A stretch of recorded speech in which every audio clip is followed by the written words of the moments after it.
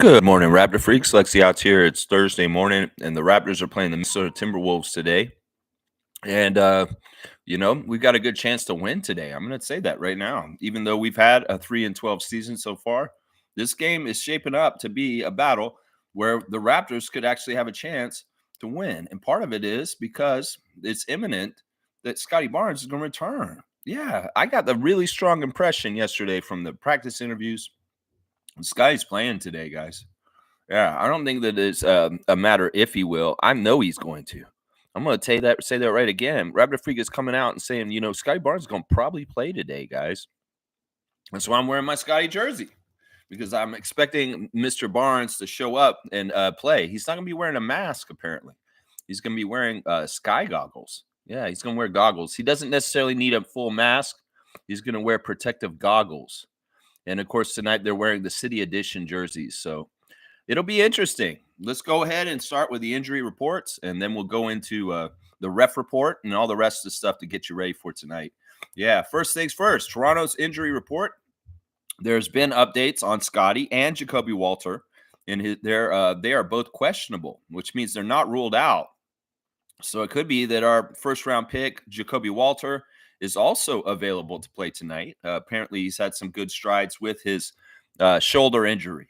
DJ Carton has been ruled out, though, with his ankle. He will not be available for the Raptors tonight. Bruno Fernando is also out for the game tonight, still from his ankle. He had trouble walking on it the next day after the injury. It's like one of these things where he twists his ankle against the Celtics, comes back and plays for the second half, and then the next day he feels it and he can't walk on it. So that's just how it goes sometimes. Scotty, really interesting yesterday, talking about his injuries that he's had in the last year. He talked about the finger injury from last year and how it hurt and how it was scarier to him than this injury this year. That the finger injury was something he really got worried about with his career. But this face injury, he's not worried about at all. In fact, he had swelling that whole week after he got nailed by Jokic. For about 3 or 4 days, his eyes closed up. His eye closed up, and then it opened up, and then he felt better, and it hasn't really hurt since then. And he has been working on his cardio and his strength otherwise, because it's just his face. So he's been lifting weights and keeping in good shape this whole time while he's been hurt, and ready to come back when he's ready to come back. Now that's the one thing. Like, he did full contact in practice yesterday. That's usually a sign that somebody's very, very close to returning. And that's why I think he's going to play today, guys. I don't think he's going to wait around. I think he's sick of getting DNPs. And that thing I've been talking about where you miss too many games, you don't get any postseason awards or consideration. He cares about that.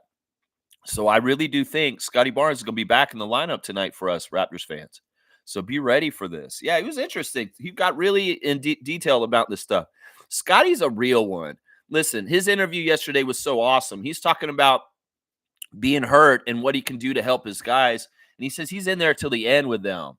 This guy's a real loyal dude, and he really gets it. And he understands what we're doing with our team. And, when they're asking Darko, what's it going to be like to add Scotty and displace people like RJ and Grady out of some of the stuff? And Garrett Temple's saying, well, that's just going to happen because, this guy's so good. In some ways, the other people have to do that. Darko's saying it's so easy to add Scotty back into the mix, because his philosophies go with his philosophies of what he's trying to do with the team, and he'll fit right back in, and he'll set up RJ and Grady in the ways that they need to be set up better. So it'll help them more than it'll take away from them if Scotty Barnes comes back in the lineup. It'll help them. That's right. Emmanuel Quickley will not play today for sure. He did not practice in any kind of way yesterday, but Darko is very adamant in the practice interview yesterday that he does not think that Emmanuel needs surgery, that he just needs to heal it and rest up, and it doesn't need to go under the knife for this injury with his elbow. So, yeah, Kelly Olynyk has been ruled out today also, and so is Bruce Brown. But there's a lot of news about Bruce Brown looking like he's moving really, really well on his knee right now. And Scotty himself saying Bruce is moving great right now. We'll have to see. Bruce Brown may be coming back sooner than later now, too. So, Scotty, probably tonight. Jacoby, we'll see. Maybe tonight also. Bruce Brown coming down the pipeline quicker and faster sooner. And the other guys we're not sure about. Emmanuel Kelly, well, we'll see how they progress. Bruno Fernando could be back sooner also, just because the nature of an ankle injury. Now, Minnesota didn't have any injuries as of yesterday when I did the pre-check, but they have them this morning. It's very, very interesting. Dante DiVincenzo is questionable for today's game. It is his back. So the sharpshooter off the bench for the Timberwolves, former Knick, may not be playing tonight. Mike Conley is also questionable for today's game against the Raptors due to a left great toe sprain. So it could be that the Timberwolves are missing a starting point guard and their sixth man. We'll have to see. Their lineup these days is Mike Conley, Anthony Edwards, Jaden McDaniels, Julius Randle, Rudy Gobert.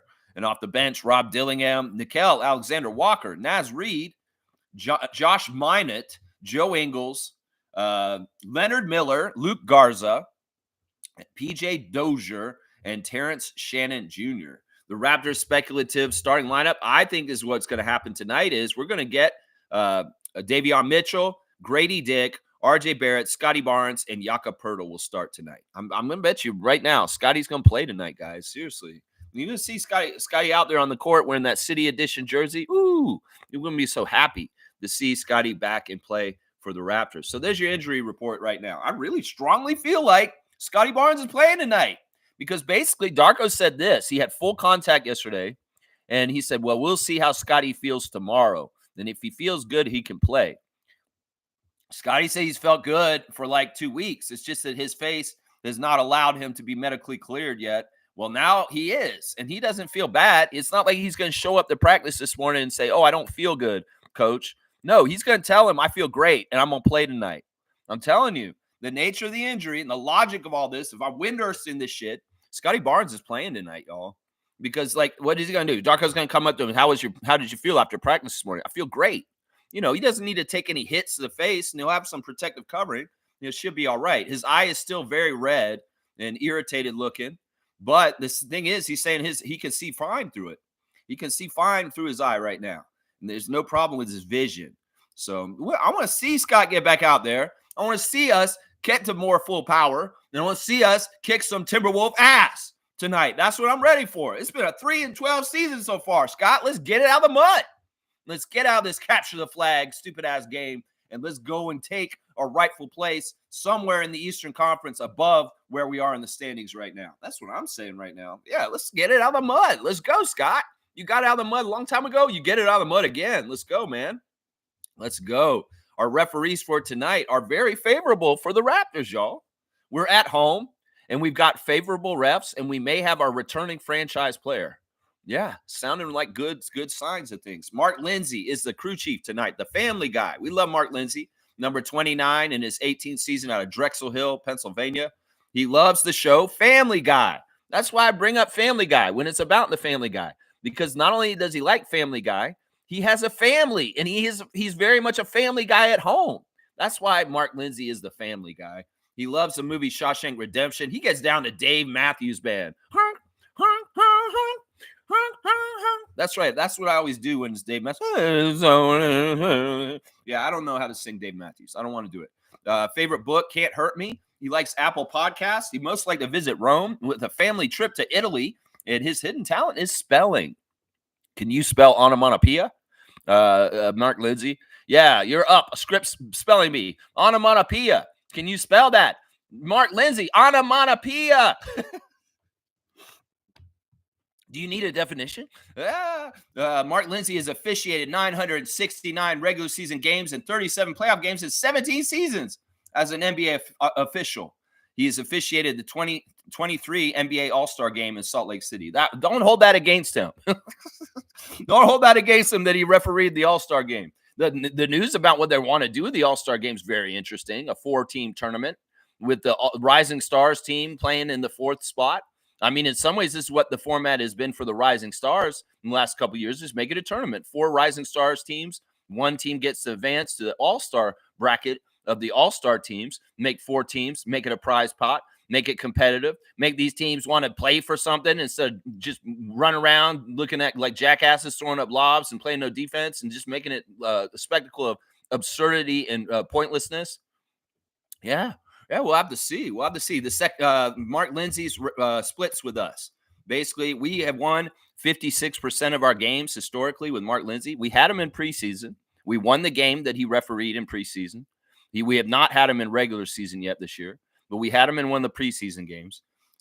His winning record with the Timberwolves, 40%. So 56-40 for the Raptors with the crew chief Mark Lindsay tonight. That's not a bad split at all for us. For us, the second ref is the best ref in the for the Raptors statistically. This guy wasn't so great for us a couple years ago. He's in his 8th season out of Atlanta, Georgia. Jason Goldenberg, number 35. He is golden for the Raptors. Dun dun dun dun dun dun dun dun dun dun dun. It's Goldenberg. Goldenberg. Dun dun dun dun dun dun dun. If you're a wrestling fan, you know what I'm doing right now. Goldenberg. Goldenberg. Goldenberg. His favorite TV show is Curb Your Enthusiasm, the genius TV show by Larry David. This guy's a smart guy. If he likes Curb Your Enthusiasm, dun dun dun.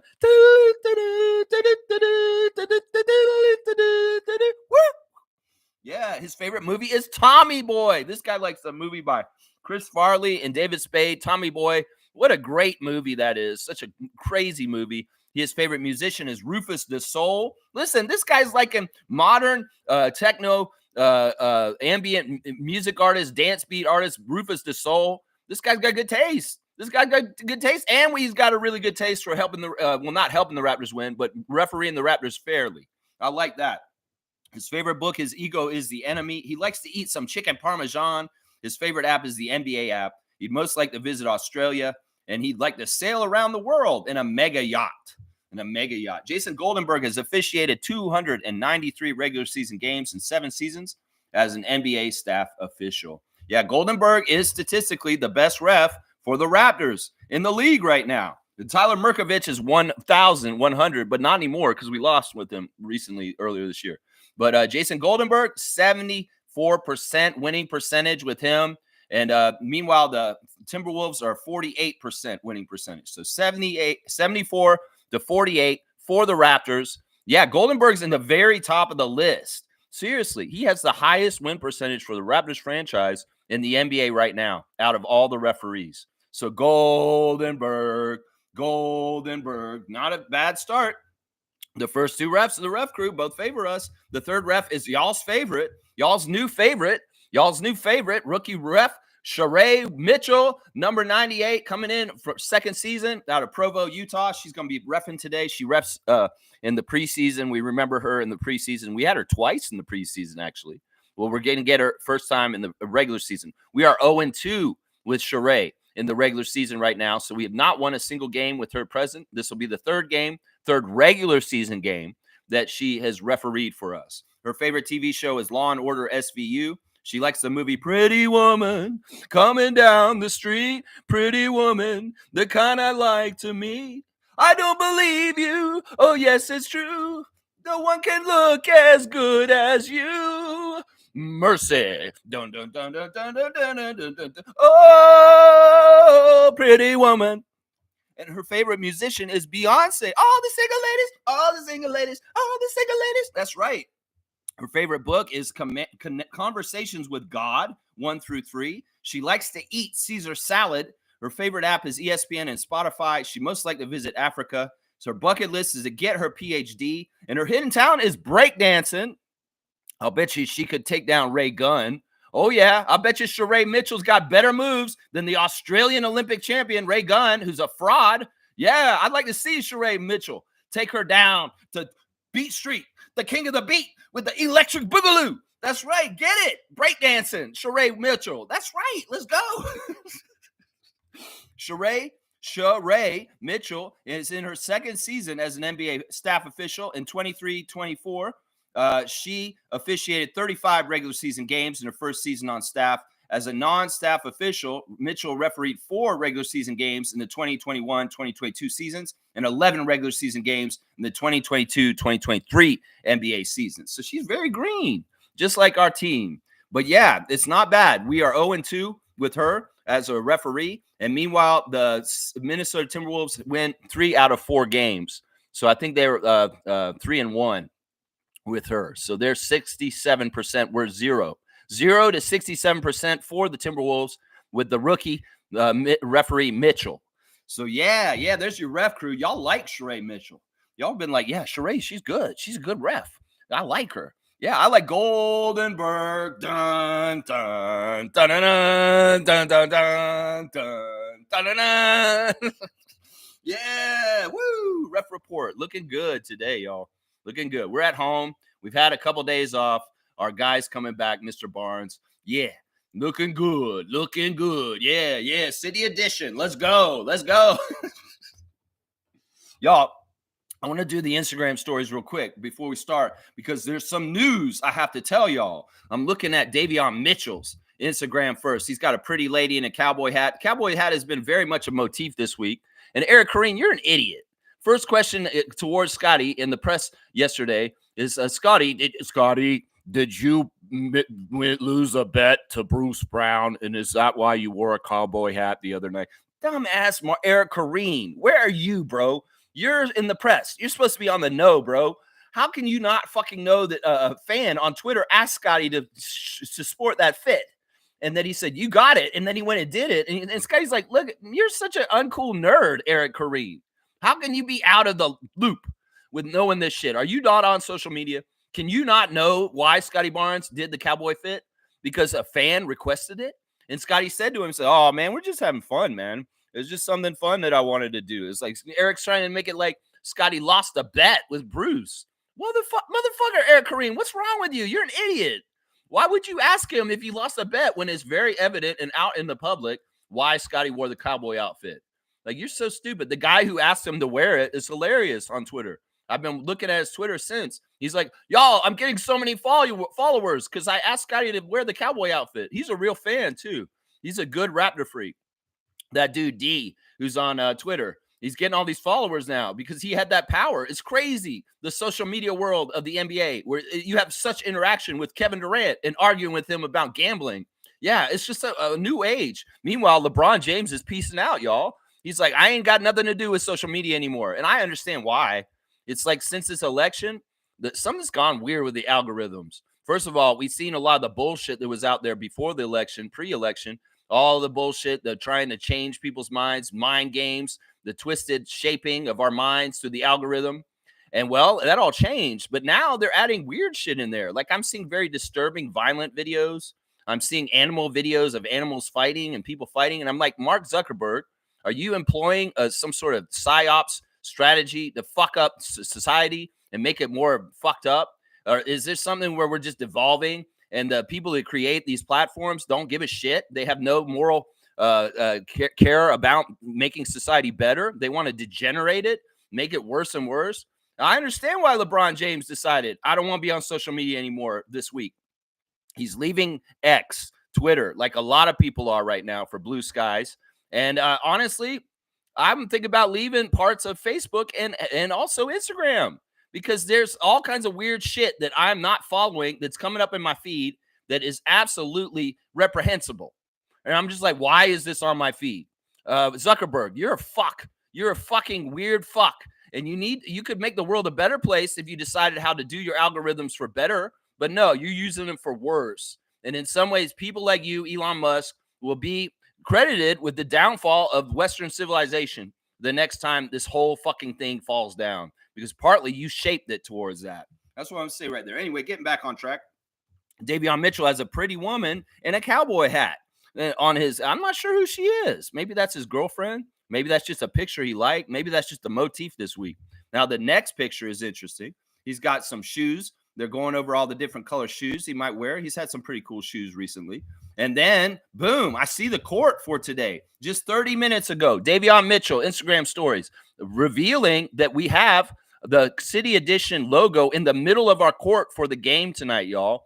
We're not using the purple in-season tournament court. We're not using the regular Raptors logo, red court. No, there is a special court for tonight that goes with the jerseys that has the Vince Carter dunk logo on it. Yeah, I can see it on Davion's Instagram right now. It's beautiful. They got it right in the middle of the court, a big, huge Raptor dunking like Vince Carter. Now, Vince had his recent VC show come out. He's reacting to the Hall of Fame enshrinement and the jersey retirement in Toronto. And you know what, man? You're annoying, Vince. You're kind of cheesy. You said some things in it that kind of bugged me, but also you said some things that made me happy also.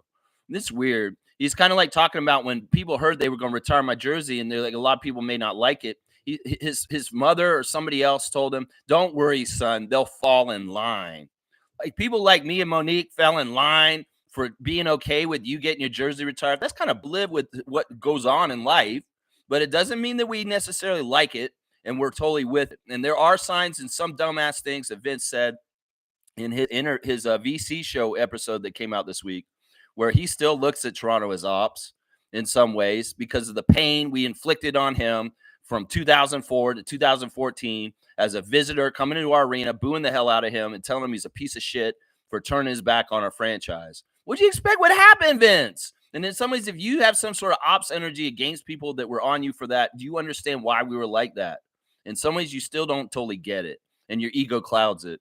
And honestly, I mean, it's a good interview, him talking about it all himself and just going over it. He spends a lot of time saying how touched and really feels so good and happy about the plane, all the banner, all the things the Raptors did for him, the Dixon Court, Masai announcing that he was going to get his jersey retired, all that. He's really grateful to the Raptors, the Toronto Raptors franchise.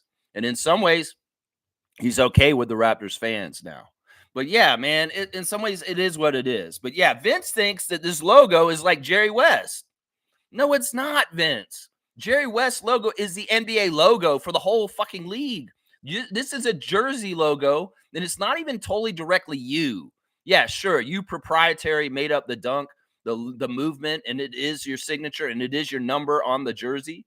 But that's the Raptor, bro. That's not you. That's the Raptor doing you as an homage. Now, you keep saying this is my logo. This is my logo. No, this is a 30th anniversary Raptor logo. It's commemorating your part in the history. But, you know, this isn't like Jerry West. Don't get yourself all seriously, man. Jerry West, that's an iconic logo that's been used for the NBA for decades and decades and decades and decades. You are a specialty logo on a City Edition jersey that may only be around for this year. So don't get it twisted, man. You're trying to equate this to Jerry West and the Jerry West NBA logo. You're crazy, Vince.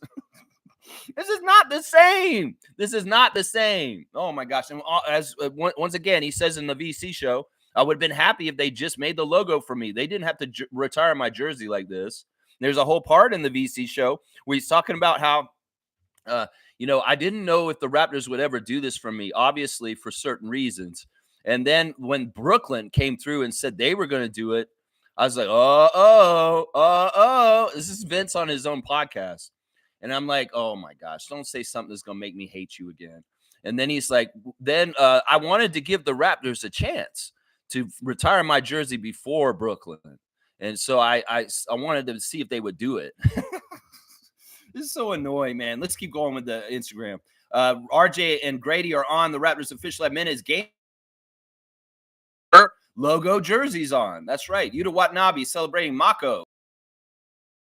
And now is Norman Powell bobblehead yesterday, and they had the bobbleheads, and Norman was signing them for fans at the game. Really cool to see the Norman Powell bobblehead game. Let's see what else is going on. Jamal McGlore's got O'Shea Brissett's brother out there for the Argos in Jurassic Park with the Grey Cup champion Toronto Argonauts, showing off that Grey Cup and him just hanging out and being behind the scenes at the Raptors game. Fun stuff there. Gary Trent Jr. was hitting shots last night, and he's posted some cool stuff on his Instagram stories. Emmanuel quickly celebrating Grady Dick's birthday with a great shot of him, O'Shea, Scotty, and Grady, and he's calling him happy birthday, white chocolate, to Grady Dick. That's very, very cool. Scotty's cool with his little pose there. And Manuel apparently is looking for 2K players again. The NBA 2K25 Progression League competition only. Activity checks every 2 days. Randomizer will be tomorrow, November the 21st. That's today. DM to get in. So if you play and you want to play with Emmanuel on NBA 2K, well, you get your chance again. WNBA Toronto president Teresa Resch is celebrating Diana Taurasi and her coach from the WNBA. And also they had cutting room floor post once again, names that they cut that aren't going to be WNBA names, and all of them were city related. Toronto Towers, not going to happen. Toronto Traffic, not going to happen. Toronto Gridlock. I mean, who came up with these? Come on now. Toronto Trillium. It's a flower. It's a little dainty, maybe a little too nice. Then somebody put Toronto Sixers. And you don't understand why that would have a problem. I know we're the six, the Drake and the six running through the six, but how can we be the Toronto Sixers? Come on, think about this, guys. And even somebody had given the name Toronto Islanders because of the Toronto Island. And they're like, nah, there's a hockey team in the NHL that's got that name. So, yeah, a lot of things are proprietary. I still like the name Toronto Triumph. And let's see if Monique, the superfan Lawrence's submission is the one that comes through in the end. Because I haven't heard it saying, no, they're not going to do Toronto Triumph yet. I think Toronto Triumph is a great name. Honestly, it's a very good one. Kelly Olynyk's out eating. Once again, this man is eating. He's either eating sushi or some sort of great food. Well, he's going Middle Eastern, Mediterranean cuisine right now. Last night, getting the naan and the different kinds of foods. Look at him at Nunu is where he was getting that food last night. Kelly Olynyk, you could be a food critic at some point. I'm sure you could. 905 has got new wallpapers out for your phone. If you want Kennedy Chandler on your phone, you go get it. You want some Quincy Guerriere on your phone, you go get it. It's out there. You can put it on your phone. That's right. Slim Duck celebrating Grady's birthday also with Bruce Brown and a couple of her friends in the house. Yeah, Slim Duck has all kinds of crazy, goofy, fun single dads picking up their kids from school. All kinds of fun, goofy stuff. A teacher in Quebec, Montreal vibes, all kinds of stuff going on, Chris's. If you want to laugh, go follow Chris Boucher on Instagram. He has all kinds of goofy Instagram stories for you to laugh about. Laugh, laugh, laugh. Ha, ha, ha. Grady Dick getting a happy birthday wish from the Raptors. He's high-fiving it. He's very happy with that. There's this birthday wish from Wilder Evers, his former teammate from Kansas. Of course, Grady's got so many Kansas people around him all the time, it seems like. Happy birthday from Jalen Wilson, his old teammate from Kansas who's on the Brooklyn Nets now. Let's see. Happy birthday from his representation group. And there he is wearing a nice jersey on his birthday. I'm not even sure what team that is. That's a weird throwback jersey, hockey jersey, it looks like.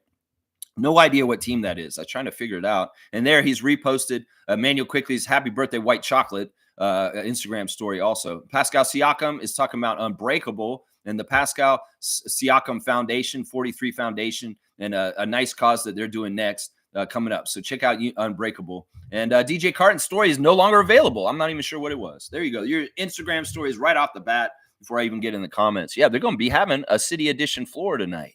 That's interesting. They're going to put that logo on the middle of the court. It's already there at the Scotiabank Arena right now. That's right. Trevor J., first in the house.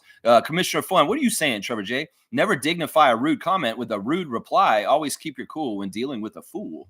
Wow, I like that rhymed. That rhymed. I feel like that's like a Vanilla Ice lyric. Always keep your cool when you're dealing with a fool. Yeah, boy.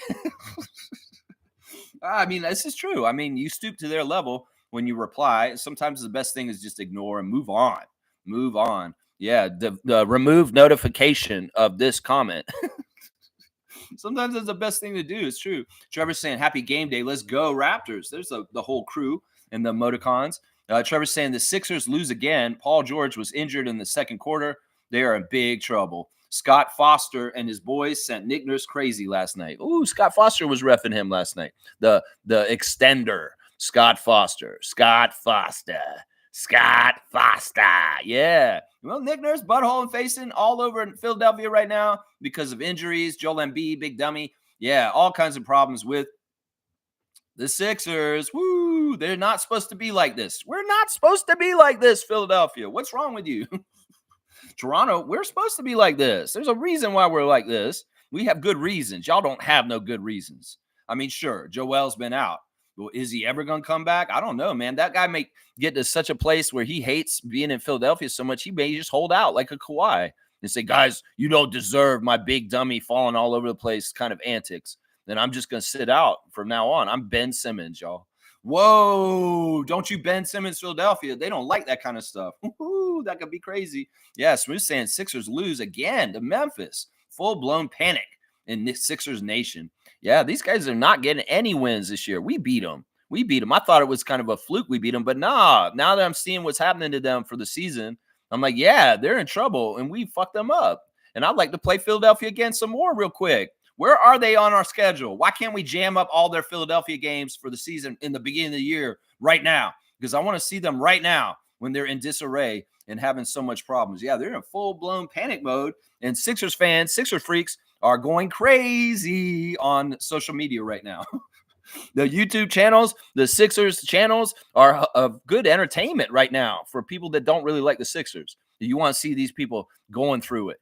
Yeah, go check them out. Go check out the Sixers freak. And you might smile a little bit. That's right. Trevor J saying Scott Foster. You calling him Scott Faster. Scott Faster. He did the insult, the injury. 80% of the fouls called are against the Sixers. Well, maybe he's being towards him.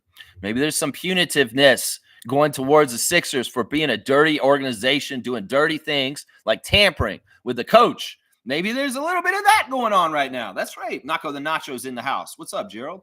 I swear, Darko was hired mostly with the system around Scotty in mind. Well, he's a smart guy. You know, Darko, when he was interviewed for the job, he could see the lay of the land before he's coming in. He's like, oh, Scotty Barnes. Scotty Barnes is one of the best players in the league. Honestly, I'm going to make him into something even better. He knew this coming in.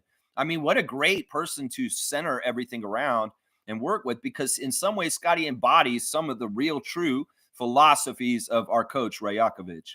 It's like Darko came in with these kind of philosophies and Scotty just fits it because it's his philosophies of how he's played since he was young too. It's just a nice fit. It's just a really, really nice fit. I love what Darko said yesterday. They were asking him about the crown. They're like, I think it was Kayla. Kayla said, Darko, where do you go about getting a crown like that? She's like so sassy. She's like, where do you just purchase a crown? It's almost like Kayla Gray wants to find one for herself just so she can wear it on her off time and be Queen Kayla. You know what I'm saying? Well, this is what Darko said. We went to a coach's retreat, a class this summer, the coaches staff and I, because this is something they value, further education for the players and everybody involved. The coaches have to go and learn more. And they went to a coaches summit. And one of the things they talked about was giving crowns and chains to the team to encourage them. And well, Darko had Coach Mary go out and get the crown. And she did. She went and procured the Takedown King crown. And Darko said also, it's not going to be something we give out every single game. It's going to be special times when they give the crown out. The chain will be out most of the time when we win, but the crown may not be out there every single time. So yeah, very interesting stuff. You can find out how to buy a crown from asking Coach Andrade if you really want to know how to get a crown, Kayla Gray. Yeah, you can get one somehow, some way. That's right. Smooth saying, good luck with those guys. Sounds about right. That's right. Good luck with those guys, Nick. Good luck with those guys, Nick. That's right. Good luck with those guys. Sounds about right. Yeah. You know, it's weird, man. When you try to force something that's not natural, unnatural things happen and bad stuff happens. I'm telling you. And in some ways, Nick Nurse going to the Sixers was not a natural thing. I called it at the time. It was forced. It was very much forced by the ego of Daryl Morey. And in some ways, Rich Paul and Nick Nurse himself were accomplices. Well, this is what you get. This is what you get. You get what you get. Good luck with those guys. Nick Nurse, Joel Embiid, Paul George. Good luck with those guys. Good luck with those guys, motherfucker. That's right. Trevor's saying classic card and Instagram stories. I love IQ's happy birthday, white chocolate. I don't know Jason Williams to get upset about Grady Dick being called white chocolate. I mean, I don't know. There's no proprietariness this nickname. I don't know if Grady should get this nickname for, if Emmanuel wants to call him white chocolate behind the scenes and say what he's going to say, that's fine. But I don't know if he should be encouraged to have this as his overall nickname for Grady. I don't know if that's the right nickname for him.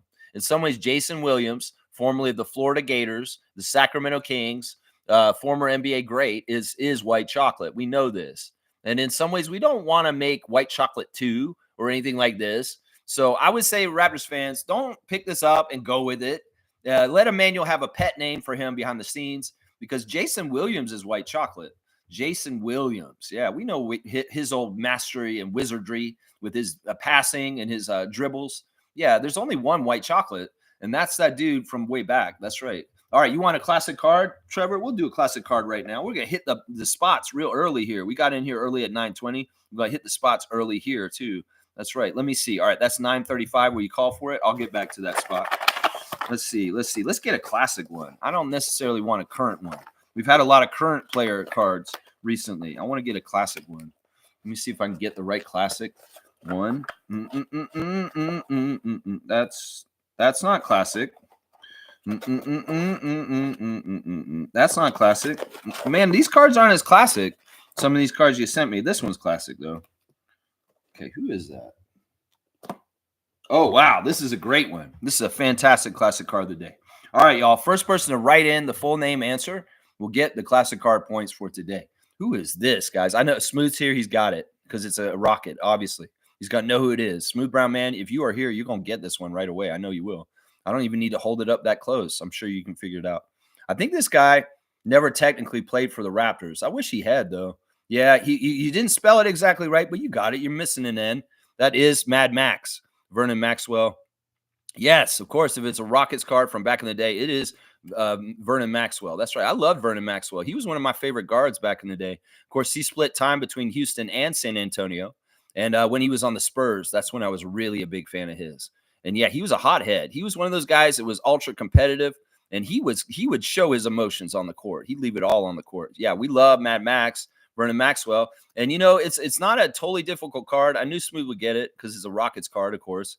And so we'll give him 150 points on that one. Scott Skiles in the background there. And I believe that's Jeff Turner that's next to him on there. Jeff Turner and Scott Skiles on the card with him. Yeah, Vernon Maxwell. Your former Rockets like Smooth Brown Man does. That's right. Let's see. Is our guy here? No, he's not. So I'll write it in real quick. Vernon. Oh, I did the same thing he did. I left out that R, that N. Maxwell, Smooth. Once again, 2 days in a row, Smooth. 150 for Vern.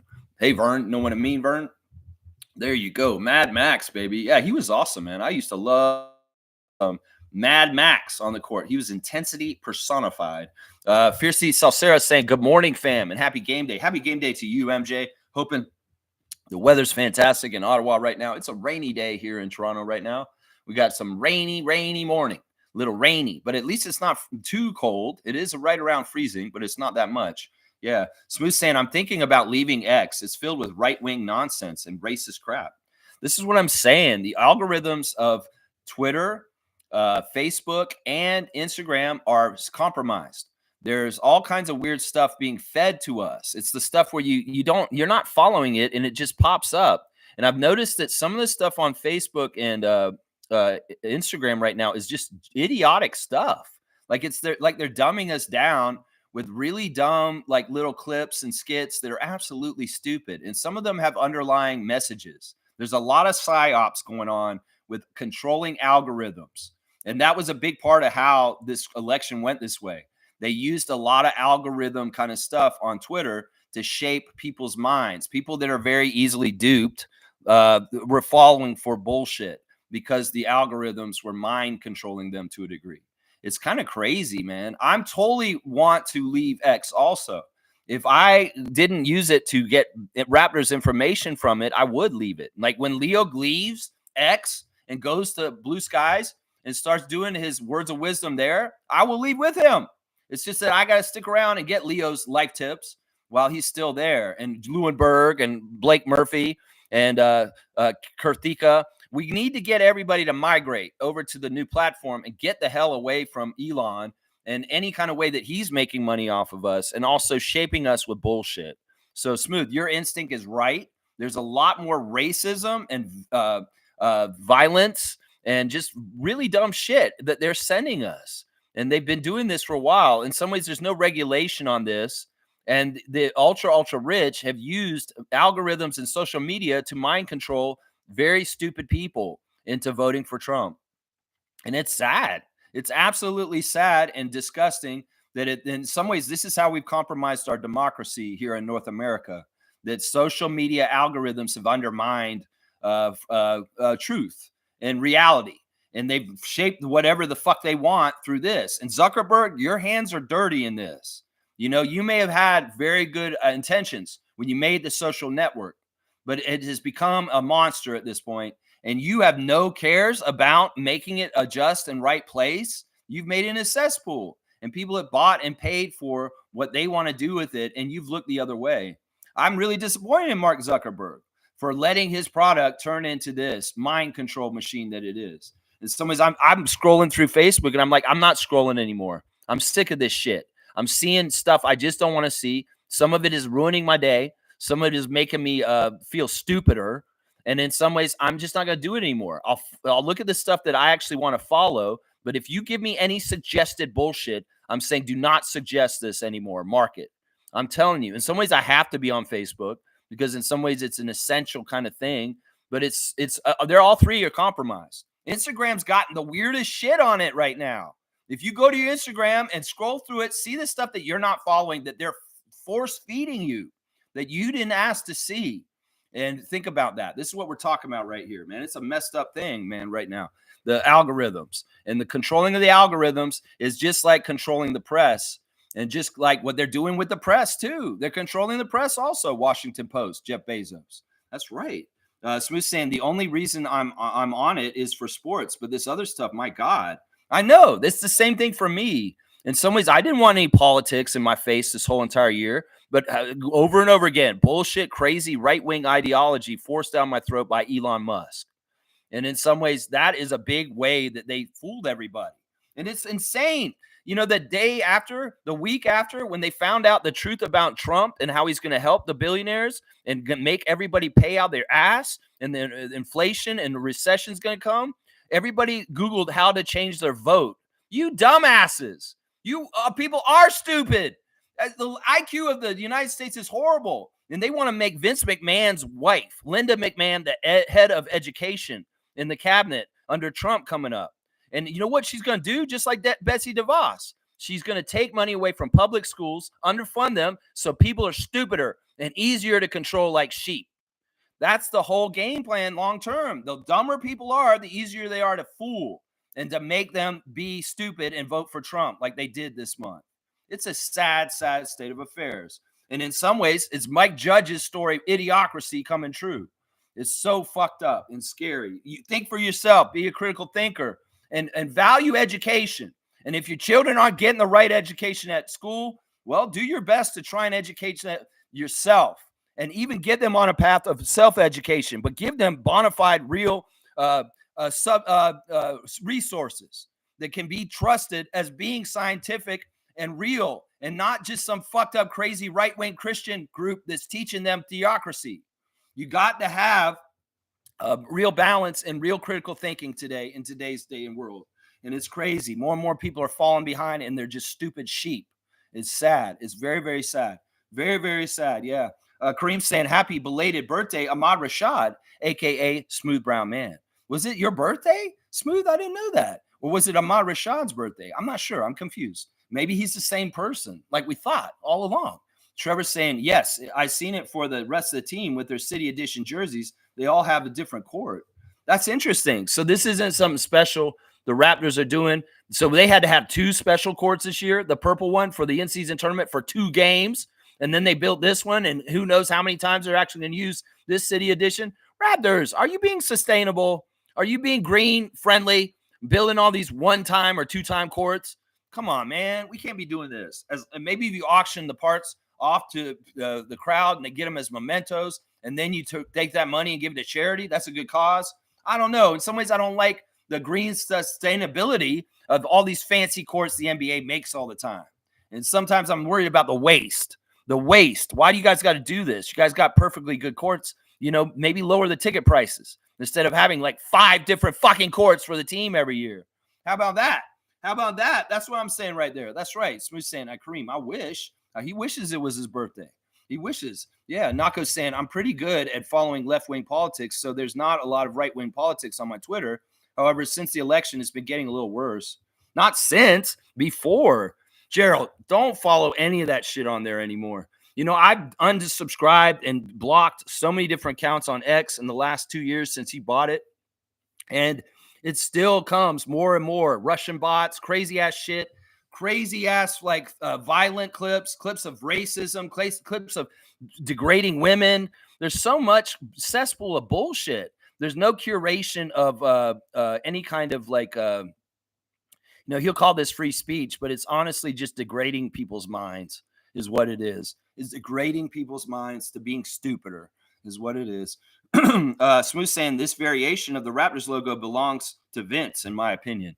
I mean, I'm not saying that it doesn't. It's his proprietary dunk and stuff, and it is technically his number and all that stuff. But the way he acts like it, and the way he keeps saying it's my logo, it's my logo. In some ways, I'm like, no, man. In some ways, this is the 30th anniversary for the Raptors. You happen to be the center of this attention, the belle of the ball. But this 30th anniversary is for the whole franchise for all of the years of the 30 years. And we just happen to key on you for this one and making this jersey. Like, once again, he's over importancing the jersey logo. It really isn't like Jerry West, and him trying to equal it to that is crazy. Vince is kind of listening to people. One of the things he said on his podcast this week, which was hilarious, was he retorted about his comment about bringing basketball and making Canada have basketball courts on them all over the place. He kind of did a correction. He said, okay, everybody who said that I brought basketball to Canada, I'm not meaning that. It's like, yes, I know there were basketball courts in Canada already, but there were more after me is what he's trying to say. I thought that was hilarious. So he's hearing the critiques, people like me saying like, Vince, you can't take credit for bringing basketball to Canada. What is that? You know, seriously, that's silly. And he's saying, oh, I heard everybody. And he said it on his podcast this week. He's like, okay, all right, I heard what y'all said. It's not that I brought basketball to there, but there were a lot less basketball courts when I came to Canada, and there were more after I came. I mean, that's probably true to an extent. To an extent, that's probably true. But it's good that he clarified. He tried to make it sound like he brought basketball into the sphere of everybody in here. Nah, kid from Kiel. There's a lot of other basketball history. Steve Nash wouldn't exist before you, Vince, in some ways, if you just did that. I mean, anyway. But yeah, the Vince logo is in the middle of the court today, on the court. That's right. Kaz is saying, good morning, Toronto Traffic. Yeah, they wanted to name the WNBA team the Toronto Traffic. Somebody actually put that in. Who put that in? Like, who would suggest that name? Toronto Traffic. Like, that's not. No, that's crazy. That's crazy. Mike's here. Good to see Logical Raptors fanatic. Project Truth always. That's right. Lowry called a team meeting where Maxey told Embiid to stop being late for everything. And Embiid added he doesn't know what they're doing on the court at times. Yeah, we talked about this yesterday. We actually had this comment almost exactly where Lowry called the meeting and Maxey called out Embiid. And we talked about this a bit. And I went on about how Embiid comes to the arena early in Toronto and shoots around like an hour before. But maybe it's him coming straight from the street and coming in. I don't know. Sixers problems going to be Sixers problems. That's fine with me. I don't want Toronto problems. Sixers problems. That's right. Fiercely saying, I enjoyed Scotty's press conference yesterday. Looking forward to him coming back on the court. It's not for sure tonight, but I have a real strong feeling he will return tonight. The competitiveness, seeing them beat Siakam on Monday, it probably brought something out in him that, like, I need to get back out there. I feel fine. My face does not hurt. I feel perfect. It's just it looks a little red and may need some protection. And that's it. If he doesn't come back in this game, he will definitely be back against Cleveland on Sunday. I could say that right now for sure. But I'm pretty sure he's coming back today, guys. I really am. His energy was really cool in that interview yesterday, wasn't it, Murray? He was very, like, loose and just kind of happy and kind of like, in some ways, to me, it reminded me of a tiger about to pounce in some ways. Like, his energy was very like, yeah, I'm ready to come back. I'm looking forward to it. He's like, I see my teammates working hard and busting their ass to get after it, and I'm ready to add my energy into busting my ass to go out there and get W's for the Raptors too. You see Davion Mitchell, Oshai Abaji, Grady Dick getting after it. Well, he wants to get after it too. And he's ready to get out there and get after it, apparently, is what he's saying. That's right. White chocolate, I don't know about that. For Grady, yeah, white chocolate, that's Jason Williams. I'm sorry. That's just in some ways proprietary. You know, Jason Williams was an artist. He did some amazing things with the basketball and his dribble and his passing. He was just like that. And in some ways, that's a very special nickname for just him. And I don't know. In some ways, it's not totally for Grady. I don't think it's for Grady. There's got to be a better nickname for Grady out there. Come on now. There's got to be a better nickname. Now, if that's what IQ wants to call him personally, that's fine. That's his own right. Stargate saying white chocolate is and always will be Jason Williams. Find another name, IQ. He's with me on this. He's got to find another nickname on that one because in some ways that's just not the right name exactly. All right, there's our classic card answers. Kaz thought it was Nick Van Exel. That's an interesting guess. That's an interesting guess. Yeah, he was crazy, man. Yeah, Mad Max was one of the players that went up in the stands and fought a fan. Yeah, he was like Artest. There was one time where he went up in the stands and he punched somebody. Apparently, this was about something very out of pocket that they should not have been saying.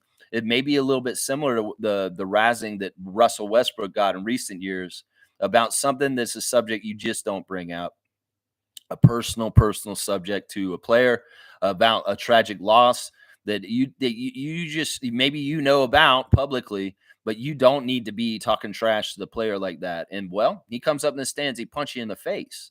And that's what Vernon Maxwell did. He did do that. There's been a couple incidences where players did go in the stands, and Maxwell was one of them. Maxwell was one of them. That's right.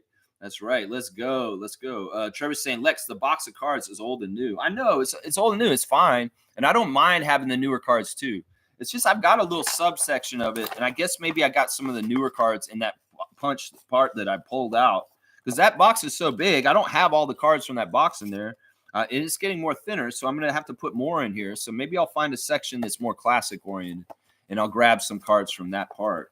Trevor, either way, thank you for providing the cards. I'm so grateful. It's such a fun game every single day.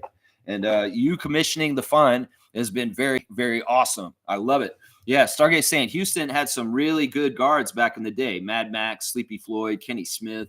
Yeah. Mitchell Wiggins, the father of Andrew, who just passed recently.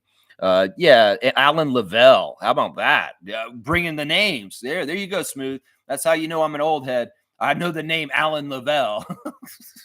Yeah, Kenny Smith was actually really good back in the day. He was in that one dunk contest. He's a champion with the Rockets and Olajuwon. Kenny's got rings. And then he was a very solid starting point guard for them in those years.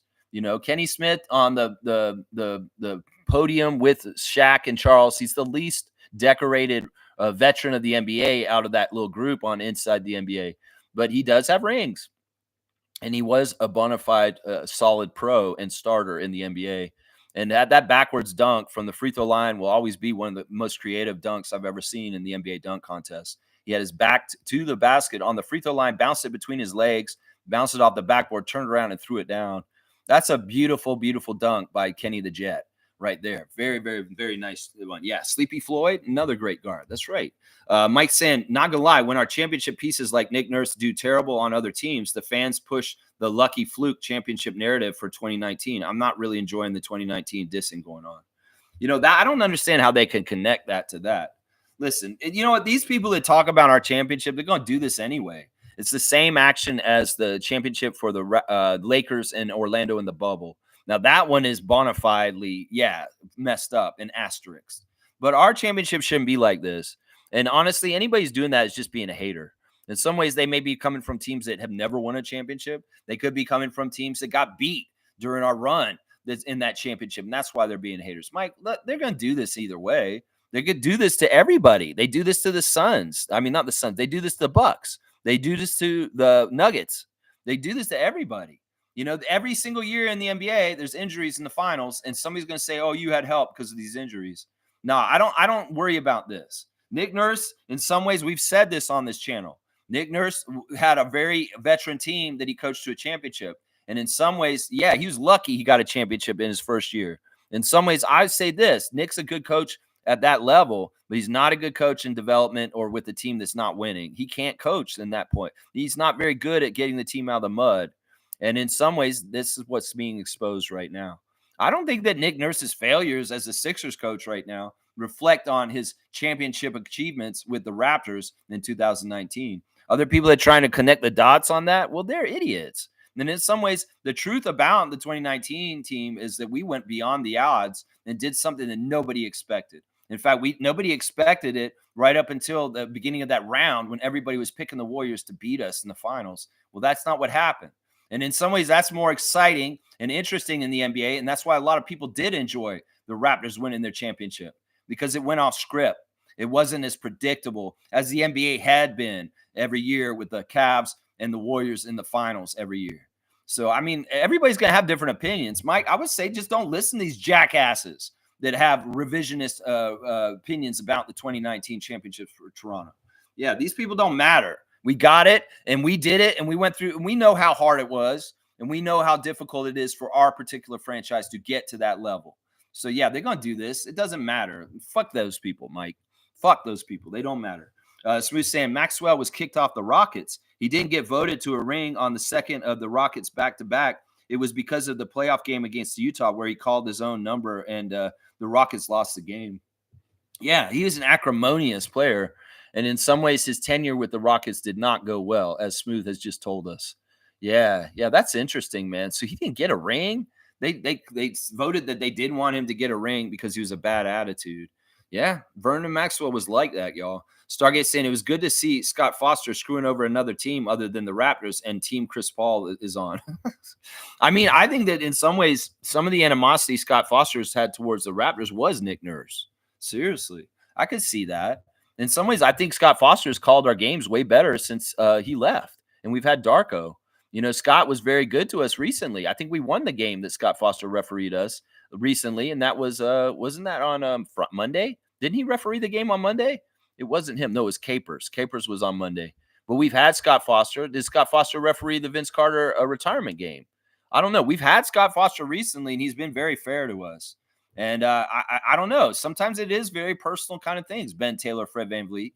Yeah, maybe sometimes it is a very personal thing. Scott Foster and Nick Nurse. Maybe not very cool. Maybe not cool. Scott Foster and Chris Paul. Oh, yeah. That's not cool. They're not cool with each other. Randolph saying game day blessings. Beloved Raptor Freaks, most informative gang. Failure breeds fear and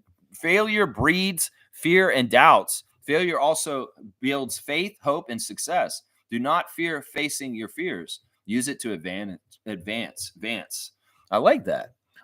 You know, right now there is a lot of like sadness, and people are kind of like, what is this world we're going to be going into next? I mean, it does look like it's going to be chaotic.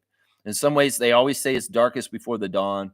Well, I thought that one presidency under Trump would be enough for us to learn our lesson, but I guess we need to go through a next one just to see how dark and stupid things can get. You know, the overcorrection coming from this one may be very, very nice as far as people are like just sick of the hate and the bullshit and the division, and they understand what this is. Or did they get the constrictor to lock in and we're sucked in it now, and we're not going to be able to get our way out of this totalitarian oligarchy with the controlling of the media and all branches of government? I don't know, man. It's dark.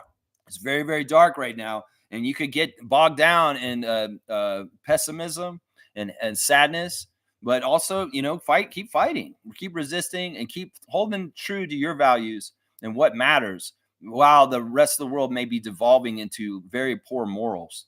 I mean, the Attorney General has been accused of assaulting a underage woman, and the House Republicans have voted to not investigate this, to vet him before he gets this position. The Attorney General is the highest lawyer in the court of the United States, and is supposed to be in charge of law and order. And meanwhile, this guy Matt Gaetz has a really, really bad track record of really unsavory kind of behavior that they're not trying to bring to light and cover up for. Man, I'm telling you, it's like letting the villains of Gotham run Gotham City is what's about to be happening down there. It's like Joker, Penguin, and all the bad guys are going to be running the United States for 4 years, and it's going to turn real dark.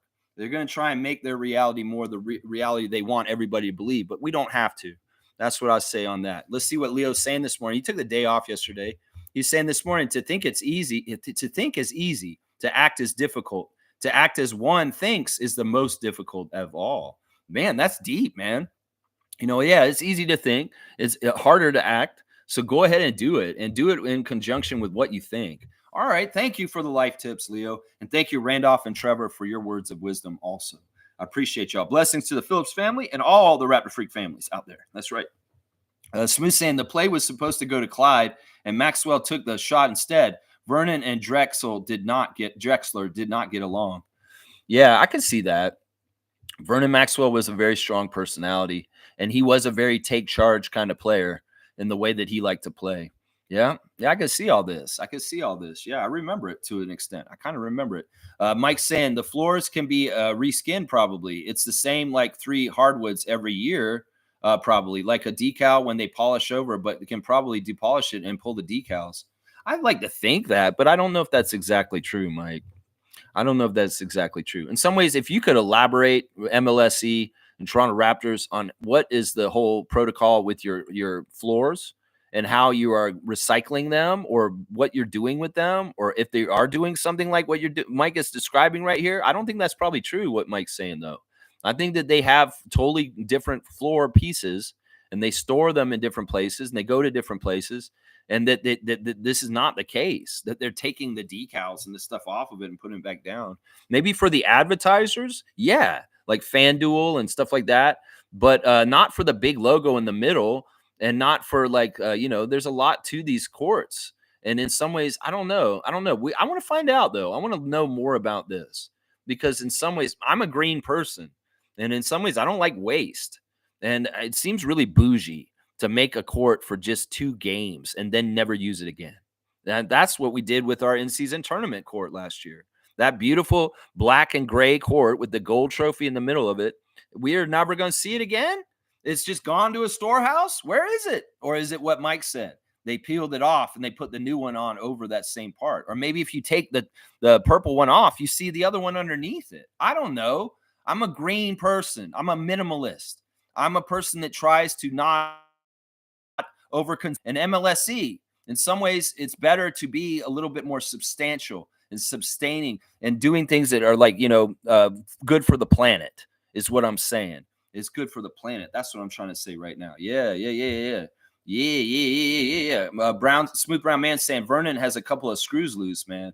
Yeah, they called him Mad Max for a reason. They called him Mad Max for a reason. I like that about him. See, around then, I was a big Rodman fan too. So like Maxwell was kind of in that Rodman category of player that was kind of an anti-hero, that was kind of a badass and like really good player, but was not totally liked. And I liked those kind of guys around then. So Vern was on my list with Dennis, partly because of that reason. Yeah, I was about that. I was all about that.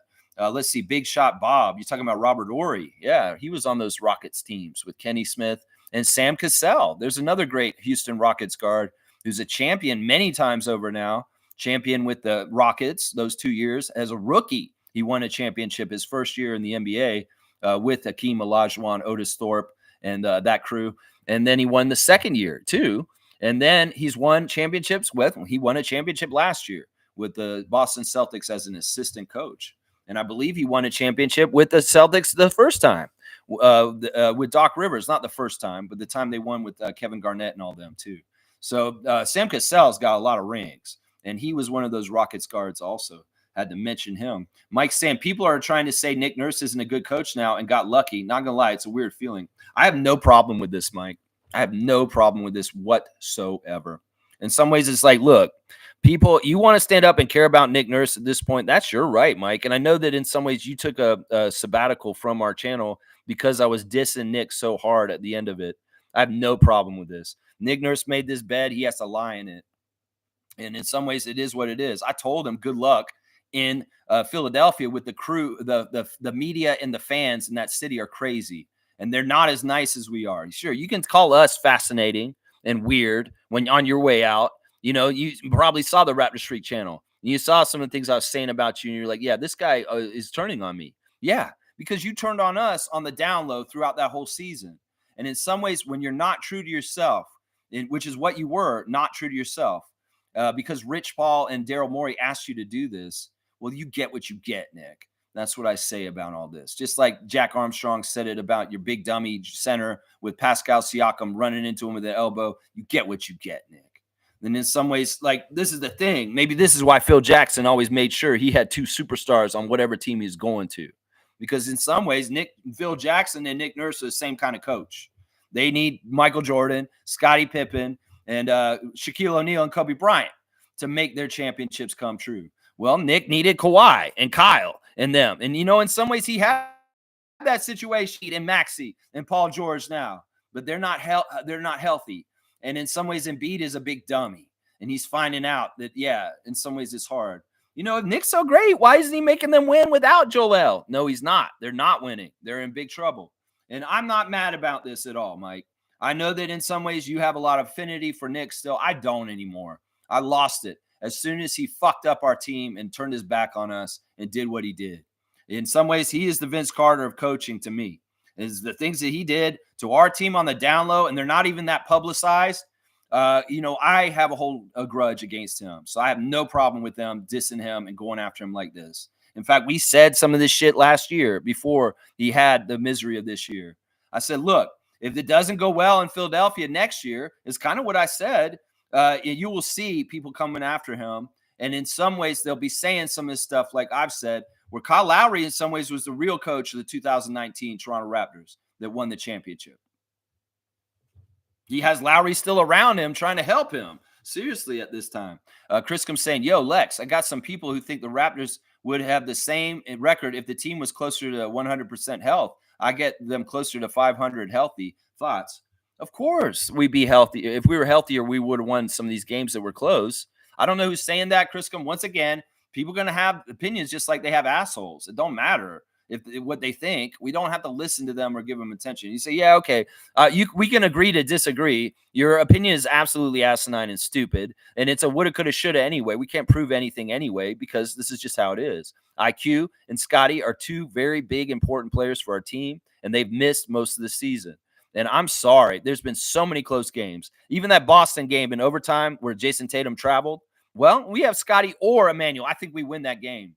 And, people can say what they think, woulda, coulda, shoulda. Well, we don't know. And I know that Scotty adds up to more winning. And I'll say this. If Barnes returns to the game tonight and we win partly because of the return of Scotty Barnes tonight, well, you're proven correct, Chriscom. You're proven correct on that right there. If we turn around and beat the Timberwolves tonight, Scotty Barnes is returned to the lineup, and that addition to our lineup with talent and making us better, yeah, you're right. And that person's an absolute jackass, whoever's trying to say that, the other side of what you just said. They think that we'd have the same record even if we were healthy. No, you're crazy. Have you not seen how well we competed? And if we have that little bit more talent on the court with Emmanuel Quickley and Scotty Barnes, nah. And even with Kelly Olynyk, Bruce Brown added to the mix, we'd have a better chance of winning. So that person, whoever it is, Chriscom, they're idiots. And you are exactly right. Mike's saying maybe Nurse is like John Tortella in the NHL. He's effective for a couple of years on each team till the league solves his game plans with that team and they drop. He's not good at dealing with egos. Yeah. I mean, listen, this is what I'm going to say right now. I don't think that the Sixers did any work in the offseason with my teammates in the offseason and my whole entire time in the NBA. That means the Knicks never did off-season shit like we did. Garrett Temple talking about yesterday how important it was for the team to go to Spain and have that time together to bond, and it's really proven to stay together. In some ways, the vibes on Memphis when Darko was around were partly because of team connections and bonds that Darko was fostering. And in some ways, that's why you want a coach like this, because if you want continuity and happiness between your players, they play better on the court because they're rooting for each other and they're looking out for each other. Nick Nurse, in some ways, the environments he would make when he was on the team were environments of ultra competition and fight for whatever you get. And in some ways, some of these guys were not looking out for each other. And the way that Malachi Flynn and his tenure with the Raptors went makes me think this. As far as Malachi, was very selfish as a point guard. In some ways, he wasn't looking for other people, maybe because he was calling his own number because he knew Nick Nurse was going to take him out. And, in some ways, that's the thing. You can make your team very competitive because it's scarce, the rewards. And I think also, once again, it backfired on Nick that he's not very good at talking to the guys other than around the basketball court, that his office is not open, that he isn't somebody that the players felt like they could call at 3 a.m. when they're in a really bad place. Darko's that guy. And that's a big difference right there between our current coach and our last coach just before him. And I think that this is part of why this is devolving so quickly, is because there's not real bonds of substantial liking each other in Philadelphia. Like I said in the last few days, Joel Embiid and Nick Nurse have not got much love lost between each other from their time of being on the opposite sides, with Nick being a Raptor coach. And I'm just saying, I mean, if it's tenuous and is not totally strong, Darko's building really strong bonds between all our guys and them believing in him and our coaching staff. It's a family and we're all together. Even through adversity, we're more and more together, even so. And down there, man, in some ways, they're like, no, it's a mess. And Kyle's kind of frustrated. The first sign I heard was when Nick said in an interview, Kyle's being moody right now. Well, why is Kyle being moody? That's a canary in the coal mine, Nick. Kyle Lowry is kind of a good litmus test for understanding the chemistry and how good things are, the vibes are on your team. Kyle's happy. Kyle's not wearing a towel at the end of the bench. Then, things are good. But when Kyle's moody and Kyle's not exactly right, or things aren't, and Kyle Lowry's not happy, something's wrong, Nick Nurse. Something's wrong. And it could be that these guys that are on this team aren't connecting right. Joel Embiid is being a big prima donna dummy. Paul George is not fitting in exactly right since he showed up. Nobody's really kind of getting along.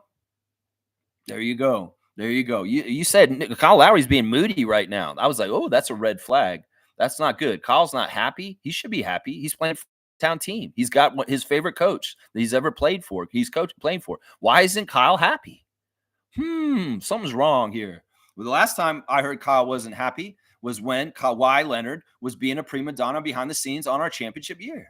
That's when Kyle went to the end of the bench and started wearing a towel on his head around Christmas. He went all the way to the end of the bench, started sitting where Chris was sitting, and he was checking out because he was mad because the Raptors were giving special treatment to Kawhi Leonard. And, well, maybe he's wearing a towel on the end of the bench right now because they're giving special treatment to Joel Embiid. I mean, I can start Wintersting this shit. It's crazy, man. It is crazy, crazy, crazy, crazy. All right, let's keep going. No. Good, lively talks right here. I think that you're right, too, about the John Tortella kind of comparison. That Nick is kind of, in some ways, a one-trick pony with his defense and over-scrambling to try and catch up and double. In some ways, his offensive stuff is just not is sound. Really, his offense for the first year of being the Sixers coach was dump it to Embiid as much as possible and let Maxey just use his ultra talent to score all over the place. So, yeah, I mean, he's probably easy to figure out. The years with the Raptors, the last couple of years, it seemed like everybody had Nick Nurse figured out coaching the Raptors. Yeah, it did seem like that.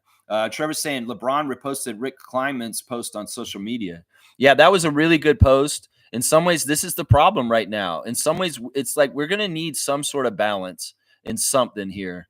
In some ways, there's no repercussions. It used to be that the press had a journalistic integrity and that there was certain kind of rules about reporting facts and not reporting misinformation. And now with social media, that's all out the window.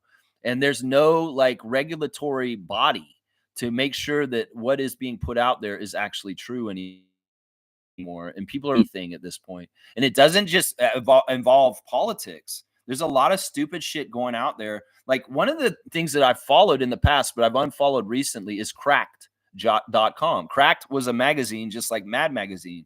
And well, there's a Cracked website. And I'm telling you, they're putting out lies on that too. They put out little things like, did you know that if you eat the pizza crust or something like that, then your hair will fall out or something like that? They put out all kinds of weird shit on crack.com at this point. And it's like, it's not even, it's like life hacks. It's like things about lifestyle, but it can be very like dangerous. Some of the information they're trying to tell people that is just not true. It's kind of crazy. They think it's funny, and maybe it's a parody and they're trying to act like it. But this is the thing. People are dumb. They'll read The Onion and they'll think it's real news. And this is what's scary about today's world. There's a lot of parody accounts masquerading as being real, and they're not. They're not. And people are getting duped left and right. LeBron leaving is smart. In some ways, LeBron's like me. We're sensitive to changes. And maybe he felt the same change that I've felt in the last week or so since the election ended. That, yeah, this isn't worth my time. It's making me feel kind of shitty and edgy, and I don't want to deal with it anymore. So no more doom scrolling for King James or myself. I'm not doing it anymore, Facebook. I'm not going to go through your feed anymore. I'm not going to do it on Instagram either. I'm going to go look exactly at the accounts I want to, get in and get out, and I'm not fucking spending any more time mindlessly doom scrolling your curated bullshit on your algorithm that is wasting my brain cells away. Yeah, no more. No more. And I'm with James. I'm moving with him. LeBron, let's get the fuck out of this social media hell is what I'm saying right now. That's right. Smooth saying in 1993, the Rockets attempted to trade Vernon Maxwell to the New Jersey Nets for Jason Williams. The trade was voided. I forgot the reasons why. Yeah, that's awesome. We're talking about the names of the day, White Chocolate and Mad Max. and actually getting traded for each other. Woo, we get that classic NBA talk in here, don't we? That's right. So we're saying all of his scoring records at Florida were voided because he took payments from agents and was getting high all the time. Yeah, Mad Max had a cocaine problem. And that's right. Both those guys were Florida guys from the Gators.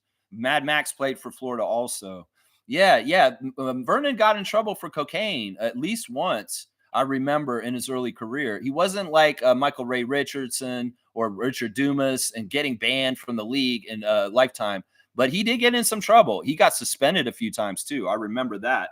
Yeah, Mike's saying things are coming out slowly. The players were in their feelings and the team wasn't connected.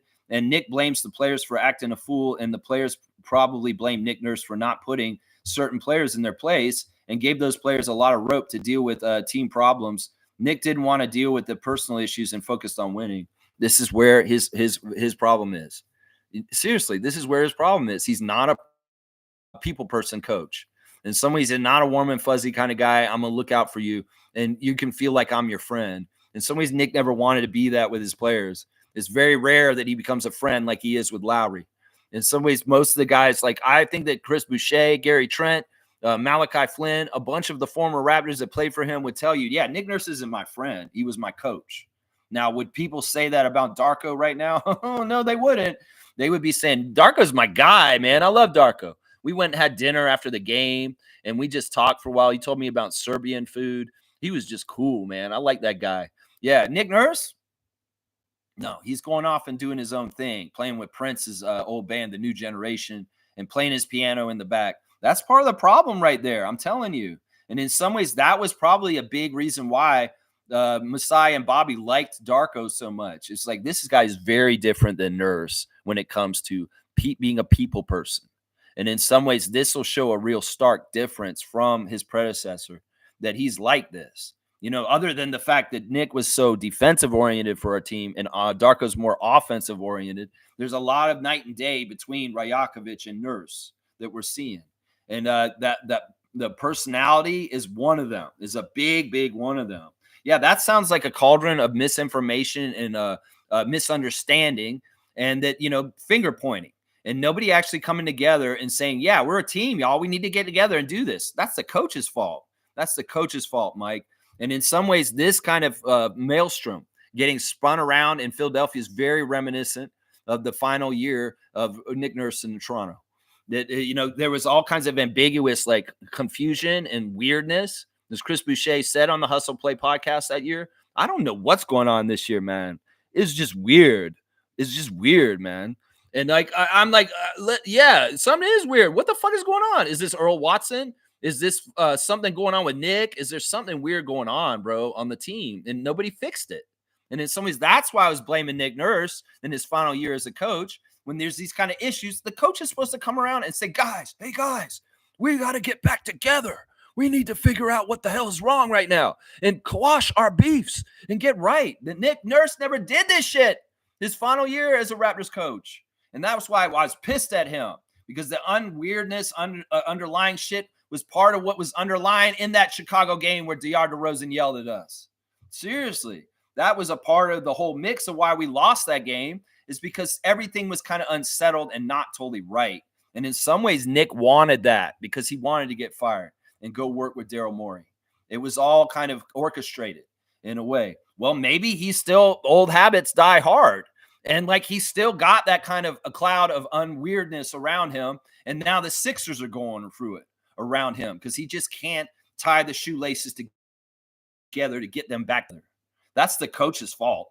The coach is the guy who's in charge and supposed to be keeping the team together, like Darko's doing for us. Nick's failed at Toronto in the last year. He was our coach, and he's failing right now with the Sixers currently, right this moment. That's what I say right there. That's right. Stargate's saying Kenny has 2 rings, though. That's right. Kenny got the first 2 rings, those 2 rings with the Rockets repeating in the mid-'90s. Akeem Olajuwon and those guys. That's right. Kenny got 2 rings. And Shaq got what? He got like 4 or something, or 5? He got one in Miami too, along with the LA ones. So Shaq's got more than Kenny. I know that. Charles doesn't have any rings, of course. We know that. That's right. Mike's saying it. Even Philly. Hang on. Even Philly. Hang on. I want to get all these comments. We're having a lively discussion today. Lots of stuff talked about here today. Here we go. Even Philly wants Nick to be harder on the team and put Embiid in his place. That's a tough thing, a tightrope to walk. That's your franchise player. In some ways, you need his seal of approval, or you could get in trouble and get fired. That's anything we've learned from Milwaukee in the last couple years. So it's tough. In some ways, you got to be a yes man to your franchise players. In some ways, Darko, you got to think about how Darko handles this with Scotty. He probably is very hard on Scotty and is able to tell him very critical things. And Scotty says, you know what? I love my coach. He just wants the best for me. He'll listen to me. Maybe there's no kind of relationship with like that with Joel and Nick, because already they had an animosity before they even started working together. And in some ways, the trust is just not there. Maybe Nick doesn't trust Joel because he's late all the time and he's causing all kinds of headaches. And Joel doesn't trust totally Nick. And maybe that's part of the problem. That's part of the divide right there. Scotty trusts Darko. Scotty understands that Darko has his best intentions for what he wants for his career and getting him to the highest levels that he can possibly be as an NBA player. And in turn, Scotty will give Darko a lot of trust that he's going to do the things that are right for him, and he'll do everything he can to help him be successful also. There's a lot to it. It's very, very complicated thing, man.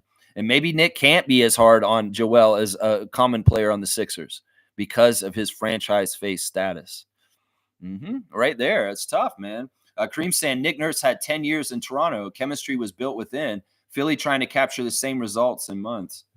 Yeah, the chemistry for Toronto was really derived from the friendship of DeRozan and Lowry, that they established this whole thing. Now, Casey was involved in being that harsh disciplinarian, kind of keeping those guys driven, pound the rock mentality. But these guys were the epicenter of it. You got to understand the good feelings, the taking pride in being a Raptor, the building up of respect for our franchise by winning a lot of games in the regular season and doing good things for the most part in the playoffs, getting to the playoffs, doing feared team that like people would say, yeah, we got to watch out for the Raptors. They're actually really good with Lowry and DeRozan. A lot of that credit should go to them. I mean, Casey was the coach, and in some ways he built us up to our championship, and Nick came in and took the spoils right at the end. But, Nick was there during those years. But how much of was he him? He was really a technician. He was a guy who kind of like had the plays and ideas and creativeness about traps and different kinds of plays they could run. But in some ways, like, was he really the one who was building the good feelings and the team cohesion? No, it was Lowry and DeRozan. It was them. They were the guys who set the tone as the captains of the team, and it permeated through the whole team. It was Lowry in some ways, mostly. DeRozan had his part, though, as the co-chair in that way. Yeah, I was going to say that. Yeah. Yeah. Mike's saying, Kareem, facts. Nick had a better understanding and relationship with the championship team. Yeah, I mean, it's easy to coach Marc Gasol, Serge Ibaka, and Kawhi Leonard. It is. These guys had how many years in the league and been through so much, and they were really hungry to get that championship. I mean, in some ways, it's easy to let them just do what they do because they have so much time on the court and reps and experience as vets. And I mean, that's just the truth. I mean, Nick did really good job coaching them and getting them to where they needed to go. That's undeniable. But once again, you get handed a Ferrari, you can drive that car real fast compared to a Ford Pinto. And he got handed a Ferrari his first year as an NBA coach. He got to drive a really badass car that year. Yeah, he did. Oh, yeah, he did. That's right. Stargate saying the Raptors would have still won the championship if Casey was still the coach. Heck, I would go as far to say they may have won even if DeMar was still on the team, possibly. That's a woulda, coulda, shoulda. We'll never know. It went the way it did. I'm not totally sure about the DeMar or Casey swap in as being the same, but who knows? I may be more partial to say that Casey could have got there if he had stuck around and had the same changes for him as far as things. I'm less likely to say that if we swapped DeMar for Kawhi that we got, because Kawhi was so important. So important. And some of the things that Kawhi did were absolute successes, where in the past, DeMar failed at those moments in the playoffs before him. So I don't know. I would say the switch of Casey's more likely that, yeah, we could have won the championship with Coach Casey still, even with his stubbornness of not changing and making adjustments, because the changes of Kawhi Leonard on the team and then Marc Gasol later, he could have coached that team maybe to the championship, just like Nick. Who knows? But I would say no with DeMar. As much as I love DeMar DeRozan, he's one of the GOATs and he's great. I don't think that switch would have the same result, is what I'm saying. Mike's saying, I don't know. The unprecedented plays work for us at the perfect time. Box and one and the wall were key, and Casey never does that. That's a good counterpoint by Mike. And I got to give him credit for this. The box and one was innovative and ballsy, and that was not something that Casey would have done. And that but who knows? Maybe Casey does it his own way and he still gets the same result. But who knows? Who knows? Of course, also once again, that shot by Kawhi was a very, very lucky shot in some ways, and we don't get any further after that point. So there's a lot that goes into this, and woulda, coulda shooting, this kind of stuff is not totally like worthwhile. Let's just put it that way. It's not totally worthwhile. But Mike has some good points here. That wall on Giannis and the box and one were very, very much Nick Nurse signature stuff. Smooth saying, no, Jason Williams, the power forward, he went to prison for killing somebody. Oh, well, you got to spell it correctly. That Jason is Jayson. And I was in his presence once outside the Air Canada Center trying to catch a cab. He was with Charles Oakley trying to catch a cab when Stevie Roots and I were out there at the same time. And yeah, he shot his limo driver by accident and got charged with involuntary manslaughter. Yeah, Jason Williams, the forward for this Nets, is who you're talking about. Okay. Yeah, there's a Y in his name. Let's see. Stargate saying Mad Max has been very transparent about his drug issue in recent interviews. That's cool. I mean, if he's doing anything to help people with their issues, fantastic. I just like Mad Max for being authentic. Sometimes that's something in this world that we value. Something y'all value about me is authenticity. And Vernon Maxwell was an authentic kind of person. Even if he was troubled and crazy and mad, he was still authentic. And I really like that. And the same thing about Dennis. Dennis is a very, very authentic person, Dennis Rodman. And that was part of the reason why I like that. I love that. In some ways, think people like Mike Tyson, Vernon Maxwell coming back around and talking about their evil deeds from before and how they've changed and evolved as people is very satisfying. Mike Tyson's life is so crazy. And the fact that he does psychedelics and he talks at a very high level of like enlightenment at this point is absolutely delightful, because it really does show that life is a journey and you can change and you can become different people later on. And Mad Max being very transparent about his drug abuse when he's younger and talking about it in certain ways can be so helpful to people that are struggling right now. And I love that. I love that so much. Chris comes saying, fully agree with your response. I'm not into tanking like Philly lovers. This team is too talented. Yeah, I think that it's ridiculous, Criscom, that somebody was trying to tell you that the Raptors would be just as bad if we had just been 100% healthy. They're crazy. They're absolutely batshit crazy. Anybody who thinks that, they don't know basketball. Honestly, if you add Scotty Barnes to your game, you have a way better chance of winning. And we're hopefully going to see that tonight. Emmanuel quickly, he's going to give you an uptick in your chance to win just from his presence being on the court. Kelly Olynyk adds a whole bunch of good experience and big man kind of stuff that we have lacked off our bench in our season so far. In some ways, he's an upgrade on Bruno Fernando. And in some ways, we've missed that X factor. He could add it certain ways, and helped us too. So anybody saying that like the Raptors would have the same record with completely 100% health, you're crazy. You're absolutely crazy. We'd probably be like most of the Eastern Conference teams, right around 500. We'd probably be like, we're 3-12 right now. So we'd be like maybe like 7-8 right now. We'd be like 7-8 instead.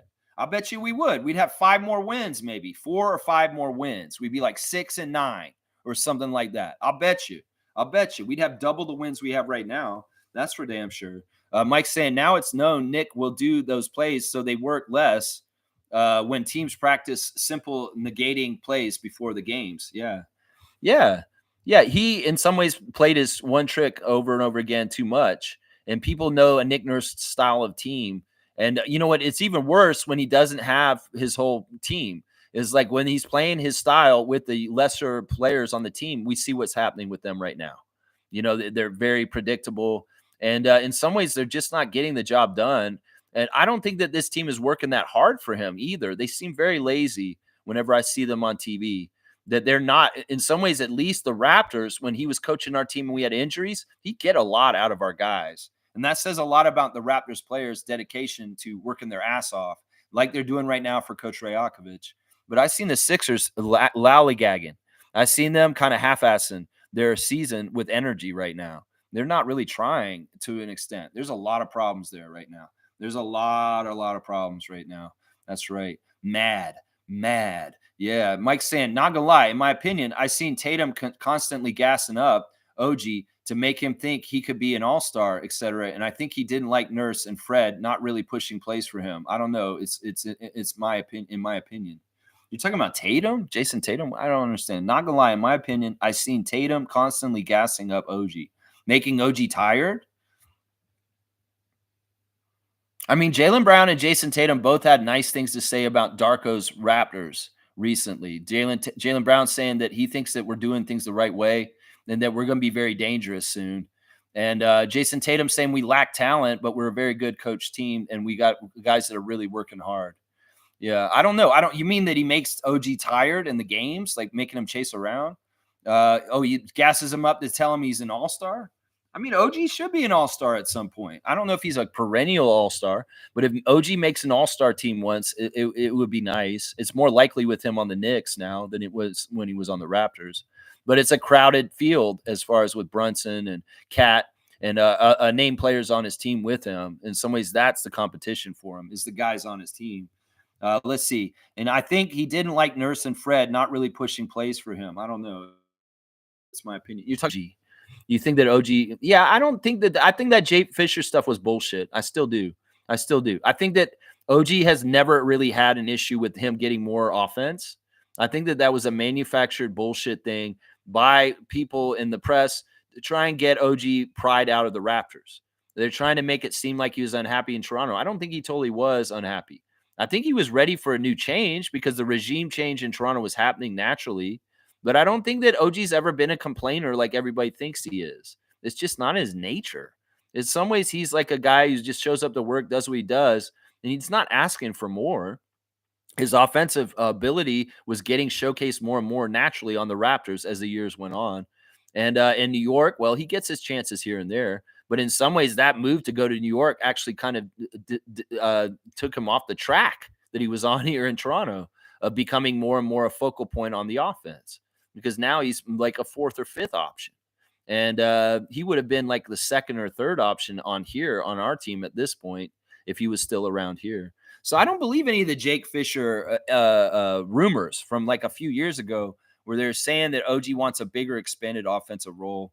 I don't believe that shit. Once again, guys, we got to understand, just because the press says shit like Gary Trent was offered a contract this summer doesn't mean it's actually true. They fucking say it is reported or a source has said this. There's a lot of times this is bullshit. It can be bullshit.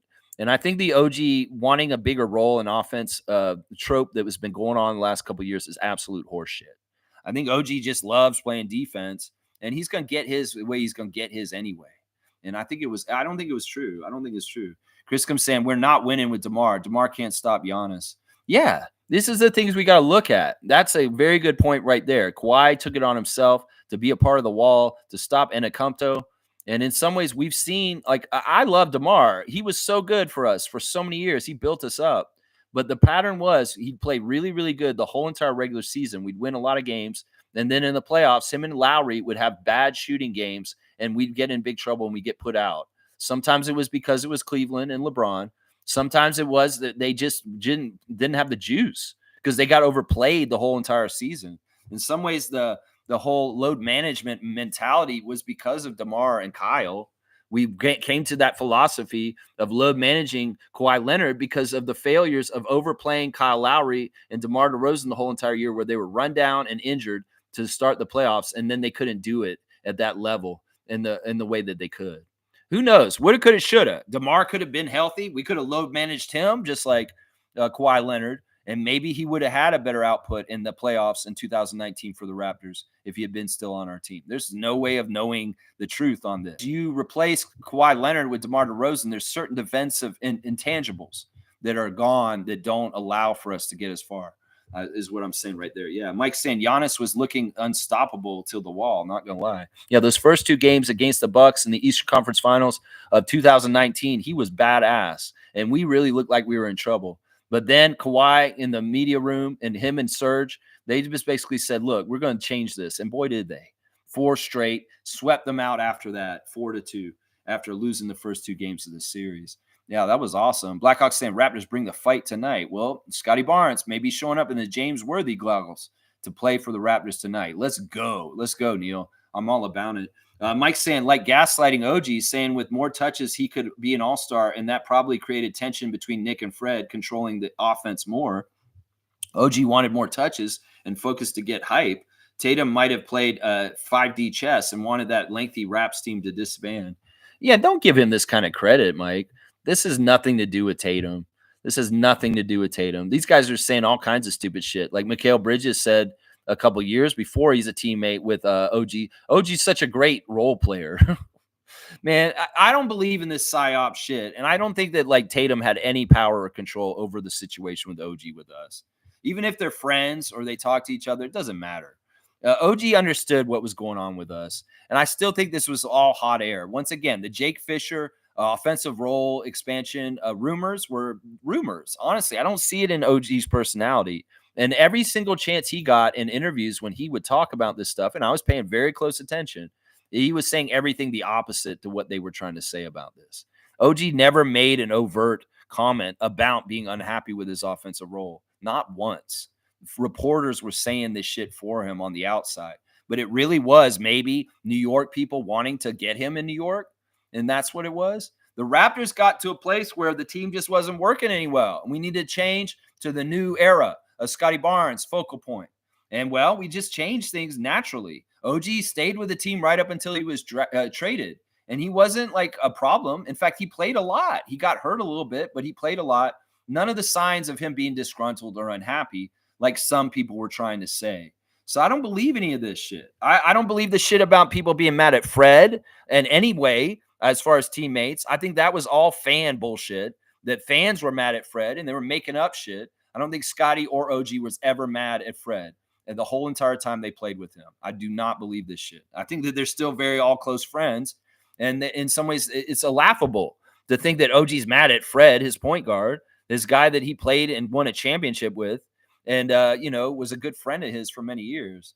So yeah, I think this is all bullshit, Mike.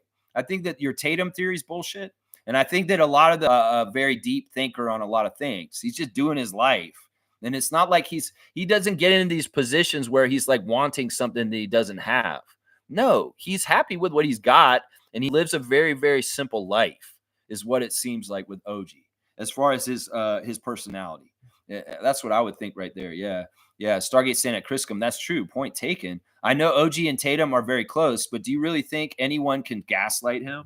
No, I don't think that's what it is. And Mike, don't give Howard to Jason Tatum for this. Honestly, Jason Tatum's not smart enough to figure out to do this. Let's just put it that way.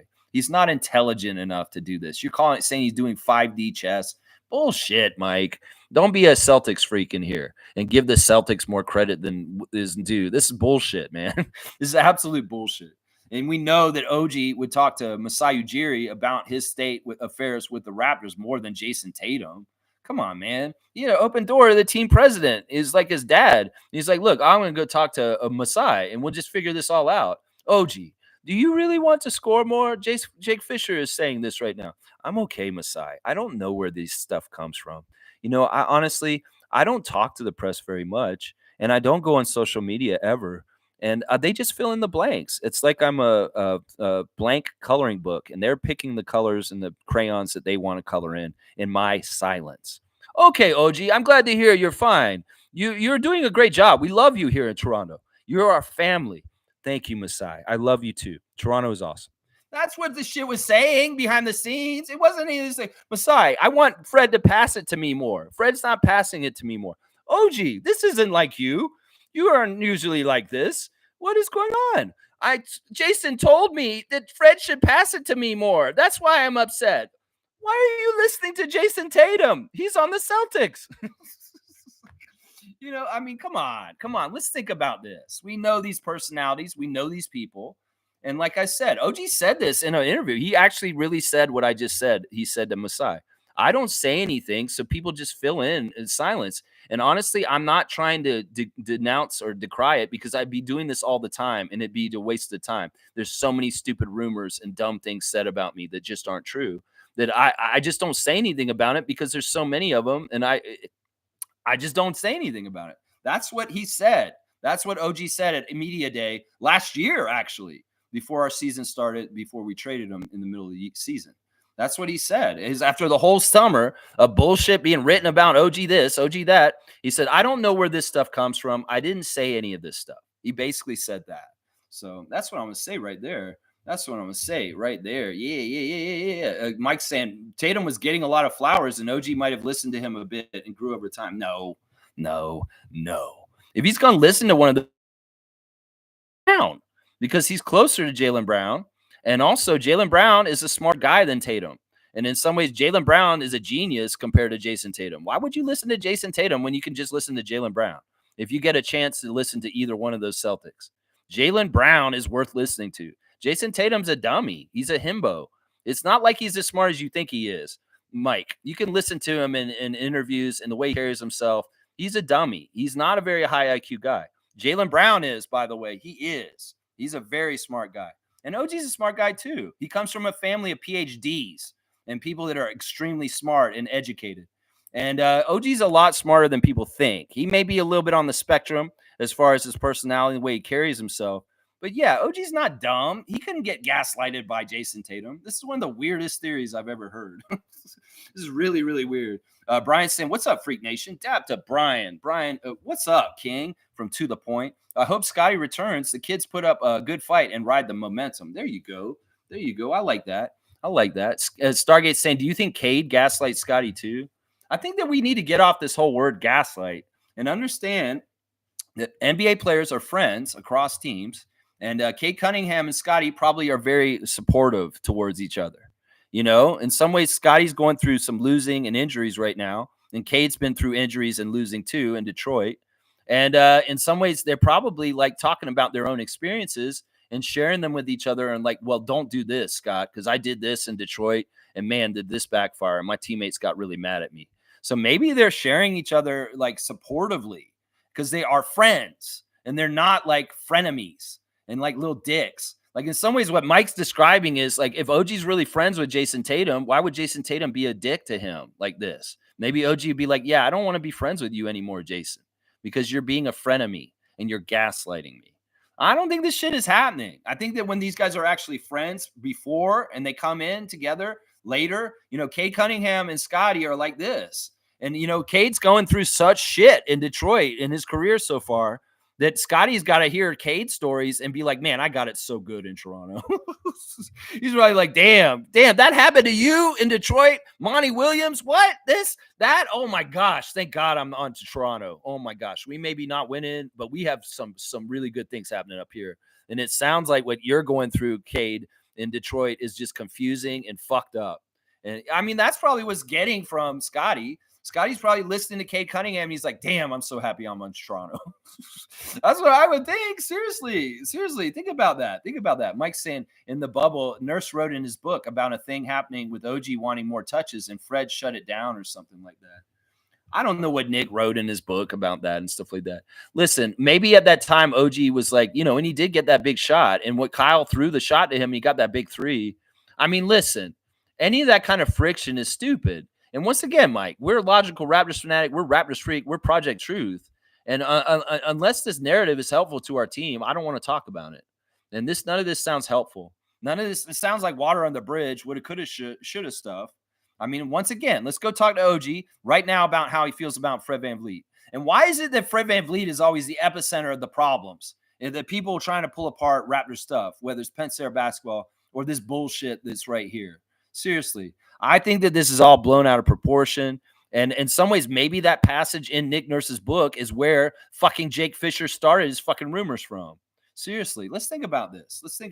Yeah. Let's say. That's what I'm saying right there. He's also saying, Mike's saying, F Tatum. I'm trying to understand the issues of the weird season. Tatum is an element in the 50-piece puzzle. I don't think he is. I think you're giving him way more credit than deserved. I don't think Jake. I really don't. Seriously, honestly, don't bring up Jason Tatum again for the rest of the stream. Really don't. I mean, that man traveled and he made a game winner over us this week. And it just shows the unfairness of the NBA. He's a sore spot. And I don't really like Jason Tatum. And you're giving him more power by saying the things you're saying. He doesn't have this kind of power, Mike. Come on now. Chris comes saying, salute to Stargate. There you go. Stargate saying, I was being sarcastic, Lex. Laugh out loud with that Scotty K comment. I'm just going to read it straight up. Yeah, I know that's why I was like, it's a great example for me to give juxtaposition to what we're talking about as far as friends in the NBA across teams.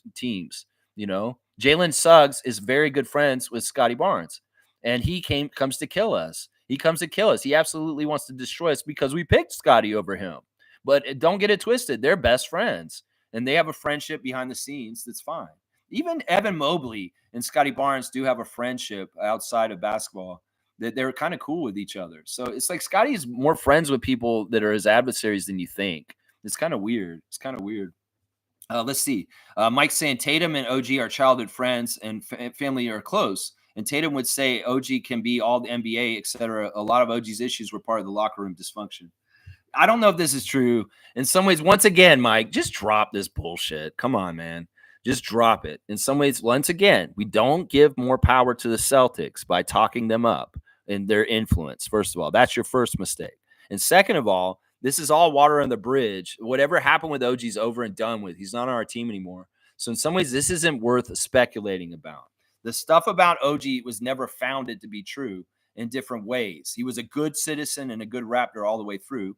The conflicts between him wanting more for the team, I still don't believe. I won't believe to this day. And even if Jason Tatum said this shit to the media, that doesn't mean that OG actually was thinking it himself and this bullshit. It doesn't matter, man. This is a tired, stupid thing. And once again, Mike, you're beating a dead horse on my stream and making it longer than it has to be about one subject that is absolutely not worth talking 20 minutes about. How about that? How about that right there? Right there. All right, Kareem saying, Scotty doesn't even need to do much. I think Barnes can get an easy 10-10-10 triple-double every night.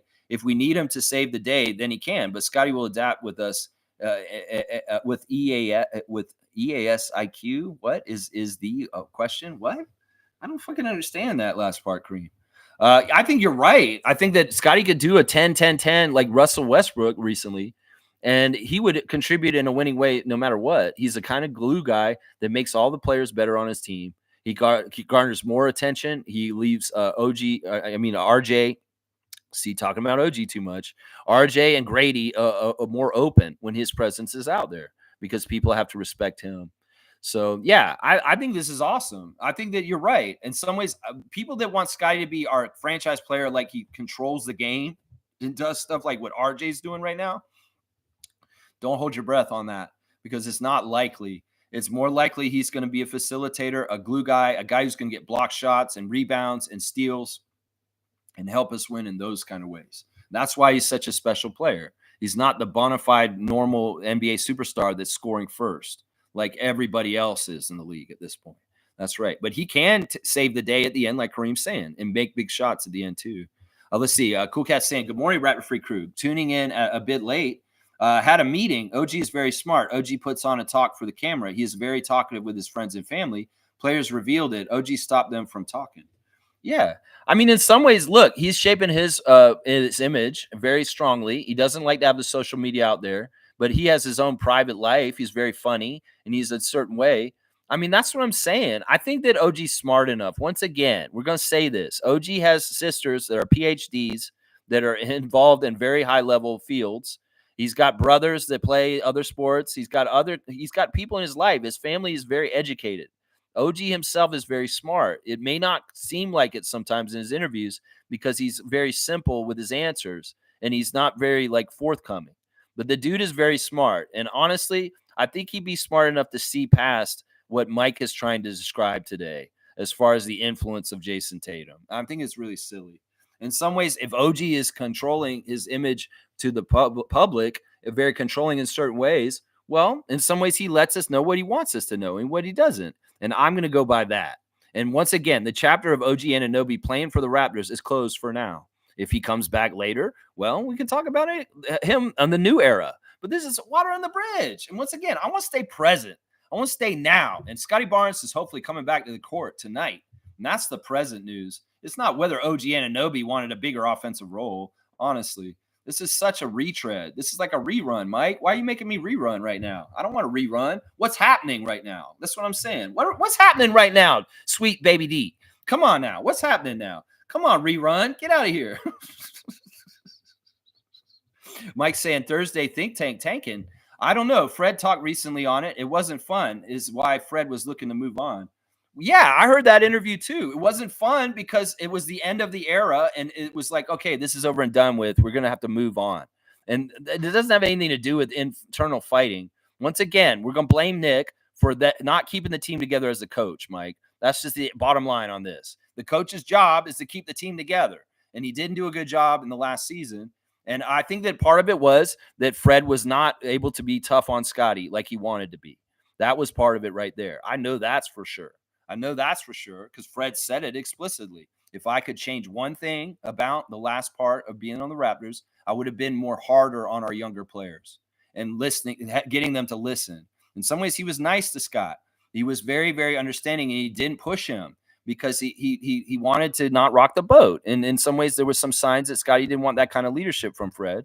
Well, Fred, in some ways, regrets not doing that because he's doing it for Jalen Green right now. He's getting good results. And in some ways, well, once again, let's get on the little NBA friend hotline. Hey, Jalen. Hey, it's Scotty, man. What's going on? You're with Fred now. Yeah, Fred's awesome, man. He's busting my ass, man. He made me run up this hill for 10 miles in the heat in Houston, man. It's so hard, but he's making me better, man. I love it. Man, I wish Fred had pushed me like that up here in Toronto. Honestly, I would have let him. Honestly, I like Fred. Fred has always been smart and tough and awesome to me. Yeah, man, he's been making me so great down here in Houston, man. Scott, you missed out. That's the shit I'm going to say about Fred right there, Mike. That's what the thing that was happening, why it wasn't fun, because Fred wasn't being himself and being fully the leader that he is for the Rockets right now. That's what it is, Mike. That's what it is right there. That's it right there. Let's see. Okay. No. Cool Cat's saying OG is good friends with a lot of NBA players. He keeps it private, avoids scrutiny. Yeah, it's all good. It's all good. Kareem saying with ease, IQ. I'm worried about adapting. He kills the offense when he picks up his dribble. Well, we'll have to see. Emmanuel Quickly is in some ways got the right to do whatever the fuck he wants on the court because he's that kind of offensive player. In some ways, I don't mind it. But, down the road, we get into game situations where IQ tries to do too much and we fail about it. Well, then that's when we talk about it. Right now, I want to see him come out there at full throttle and do whatever he's going to do. Jack up transition threes, take crazy shots, call his number more than often. That's fine until it becomes something that gets in the way of our winning. And then we'll talk about it, Kareem. How about that? I know your worry is right. In some ways, he's at JFL, but at a high level, he can get away with it. He can call his number and do the JFL kind of stuff. And I don't have a problem with it because it's more often than not successful.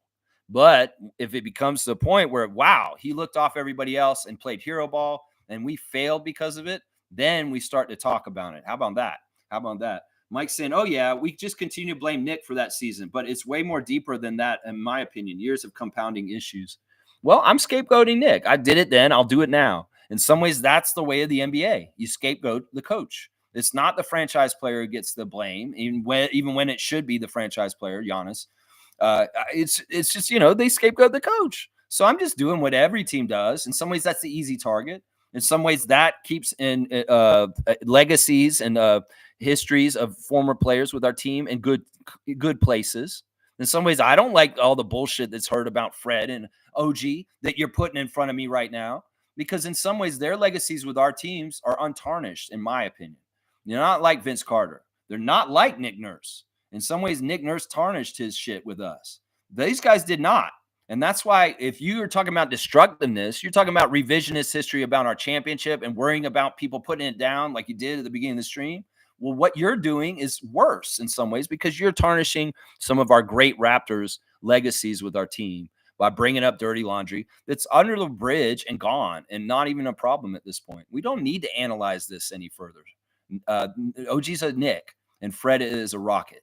So, Mike, lay it to rest. How about that? Lay it to rest. And it is Nick's fault. I'm scapegoating him for everything. Yep. And that's a nice and tidy bow. And that's just it. It is his fault because he's the coach. He's the one in charge. He should have ran the ship better as the captain. is what I'm saying right there. That's right. Cool Cat saying, I use Twitter for sports, so my timeline is actually clean. I set my preferences a long time ago. Some messy stuff doesn't come across my timeline. You can do that, Cool Cat, but they still force like suggested stuff on you. And often it's very nefarious. As a left-leaning person, they were showing me a lot of right-wing propaganda this whole entire election cycle that just ended, sending all kinds of crap into weaker-minded individuals. They'll get worn down and beaten down by it, and they'll capitulate, and they'll start believing some of this shit because they're not using their critical thinking. That's the problem right there. Is the curation of the algorithm was very, very one-sided politically for a while on Twitter. Very, very much so. And it's just how it is. Good for you that you're able to get a clean stream of what you're seeing on there. But not me. I'm still getting like people coming out of bars and getting in fist fights where I see somebody getting their head cracked open on concrete. I'm seeing big, huge, giant boa constrictors made out of AI trying to eat an elephant. And it's just disturbing shit. And I don't want to see it. And Elon's fucking dumbass platform is putting it in front of me against my will, is basically what I'm saying. So I ain't about all that. Cool Cat, I don't want him to talk about OG anymore. So stop commenting about OG. Mike has gone in on talking about OG way too much about this on this fucking stream. And I know you're late to this, but all the OG comments after this are not useful right now. We're staying present. And Mike opened up a whole dumbass thing right now. Not that Mike's a dumbass, that I just don't even want to talk about right now. Seriously. OG has created a media persona when he's funny and restrictive. Don't be fooled by it. Yeah, I don't know what you're trying to tell me. I'm trying to tell you that I just take what OG gives me and I go by that. And I'm not willing to go into this realm of OG being this Machiavellian person behind the scenes where he's only worried about himself and what he's getting, which is what some people are trying to purport in some ways. No, OG's a nice guy. He's a team player, and he does things the right way. He puts himself on the line defensively and does everything in a thankless way for most of his career. That's who he is. That's who he wants to put in front of me. He has a hide the side of him behind the scenes. That's fine. I don't want to see it. And people speculating it and saying that this is who he is and this is who he is, you don't fucking say it for him. If he says it himself, I'll believe it. And that's my whole message right now, is that OG said at Media Day last year, and we're talking about OG way too fucking much today. He said, I don't talk to people. I don't know where they get this stuff. I have silence, and they just fill in the gaps. And I would come out and say something about all the different things that are said, but what's the point? They're going to say it anyway. That's basically what Anunoby said at Media Day last year. That's basically what he said right there. Mike's saying Nick was never the guy keeping the team together. That was Lowry and Fred's role for years. Exactly. And we could, by thinking this through, decide that when the rookie class of Delano, Justin, and Scotty came in and they rejected Fred as the leader and Kyle was gone, that leadership started to deteriorate. And without Nick taking the coach's leadership in its place, we were rudderless without the right type of leadership on our team. And part of it was Siakam is not a natural leader ready to step up in the way he has for the Pacers at this point. And part of it was that Fred was, I really kind of blame Justin Champagnie and Delano. I really do. In hindsight, if I think about it, their fucking immaturity and the way they came into the team, and Scotty was a byproduct and partly with it. But in some ways, we don't want to blame Scotty squarely. I think Justin Champagnie with his sunning bullshit and that kind of stuff maybe rubbed Fred wrong. It could very well be that Fred saw Justin Champagnie sunning Jeff Doughton and other Raptors around that time and said, you can't do this, bro. This is unprofessional. And Justin was like, fuck you, Fred. I'm going to do whatever I do. And he continued to sun them because old head mentality like me and Fred would probably have a problem with him doing that to the other players on the team. So could we pick this apart and espouse on this, Winders this shit, that Justin Champagnie's immaturity and Delano Banton's immaturity may have caused Fred to not be able to be the floor captain and the captain of the team that Lowry was the year before because Lowry was gone? That if Fred had Lowry there with him, these motherfuckers would have listened to them? I could say this could be part of it, and it's not centered on Scott particularly. It's on those other knuckleheads that were on our team at that time. Yeah, I love Delano Banton to life. He's a Rexdale buzz, but I could see the immaturity in those guys. And even Fred said in interviews, he said, some of these guys are being immature and I don't like it. Well, he tried to be that leader for them. They did not listen to him. They rejected him and nobody stepped up to be the leader overall in the scenario we just described. Does that make sense now? What I just said? And that's why the leadership went out the window. Nick's not filling that role, and Fred doesn't want to do it anymore because the young guys are not respecting him. That could be it right there. That could be it right there. Boom goes the dynamite. Yeah, some of the players expect the coach to handle more than Nick did, clearly. Exactly. Exactly. Nick was not hands on as much as he should be in certain personnel ways. Very good X's and O's, very stern disciplinarian, maybe not the warmest and the best at bridging the gaps between people. I think that's very fair, what I just said right there. Yeah. At Kareem, easily 100% agree. If Scotty plays more of Duncan, low post on the block type of game, he is literally unstoppable. He has the pump fake down. All he needs now is a TD jab step. I love the Tim Duncan comparisons to Scotty Barnes. Yes, yes, yes, and more of it on both ends of the court. Yeah, yeah. This is what I want to talk about. Scotty Barnes. That's who I want to talk about right now. That's right. Mike's saying it's typical type A competence. They are winning players that want to do more. OG and Fred are fine now for sure. It's typical team issues. Yeah, I still don't believe the OG shit. I'm going to stand on this hill as long as possible. In some ways, listen, the stuff, there was problems with Fred. It was what I just told you guys it was. And Fred didn't think it was fun because he couldn't be the full leader that he wanted to be. And in some ways, he's getting that in Rockets now. And that's why it's so much more fulfilling for him, honestly, because he's got MA's got his back. And he's saying, yeah, the buck stops with Fred. And you knuckleheads like Tari Eason and Jalen Green, you better listen to him because he's in charge. And if you don't, well, you got to come and deal with me because I'm backing him up. And maybe Nick didn't back up Fred like he should have. Maybe he didn't. Maybe he didn't. That's right.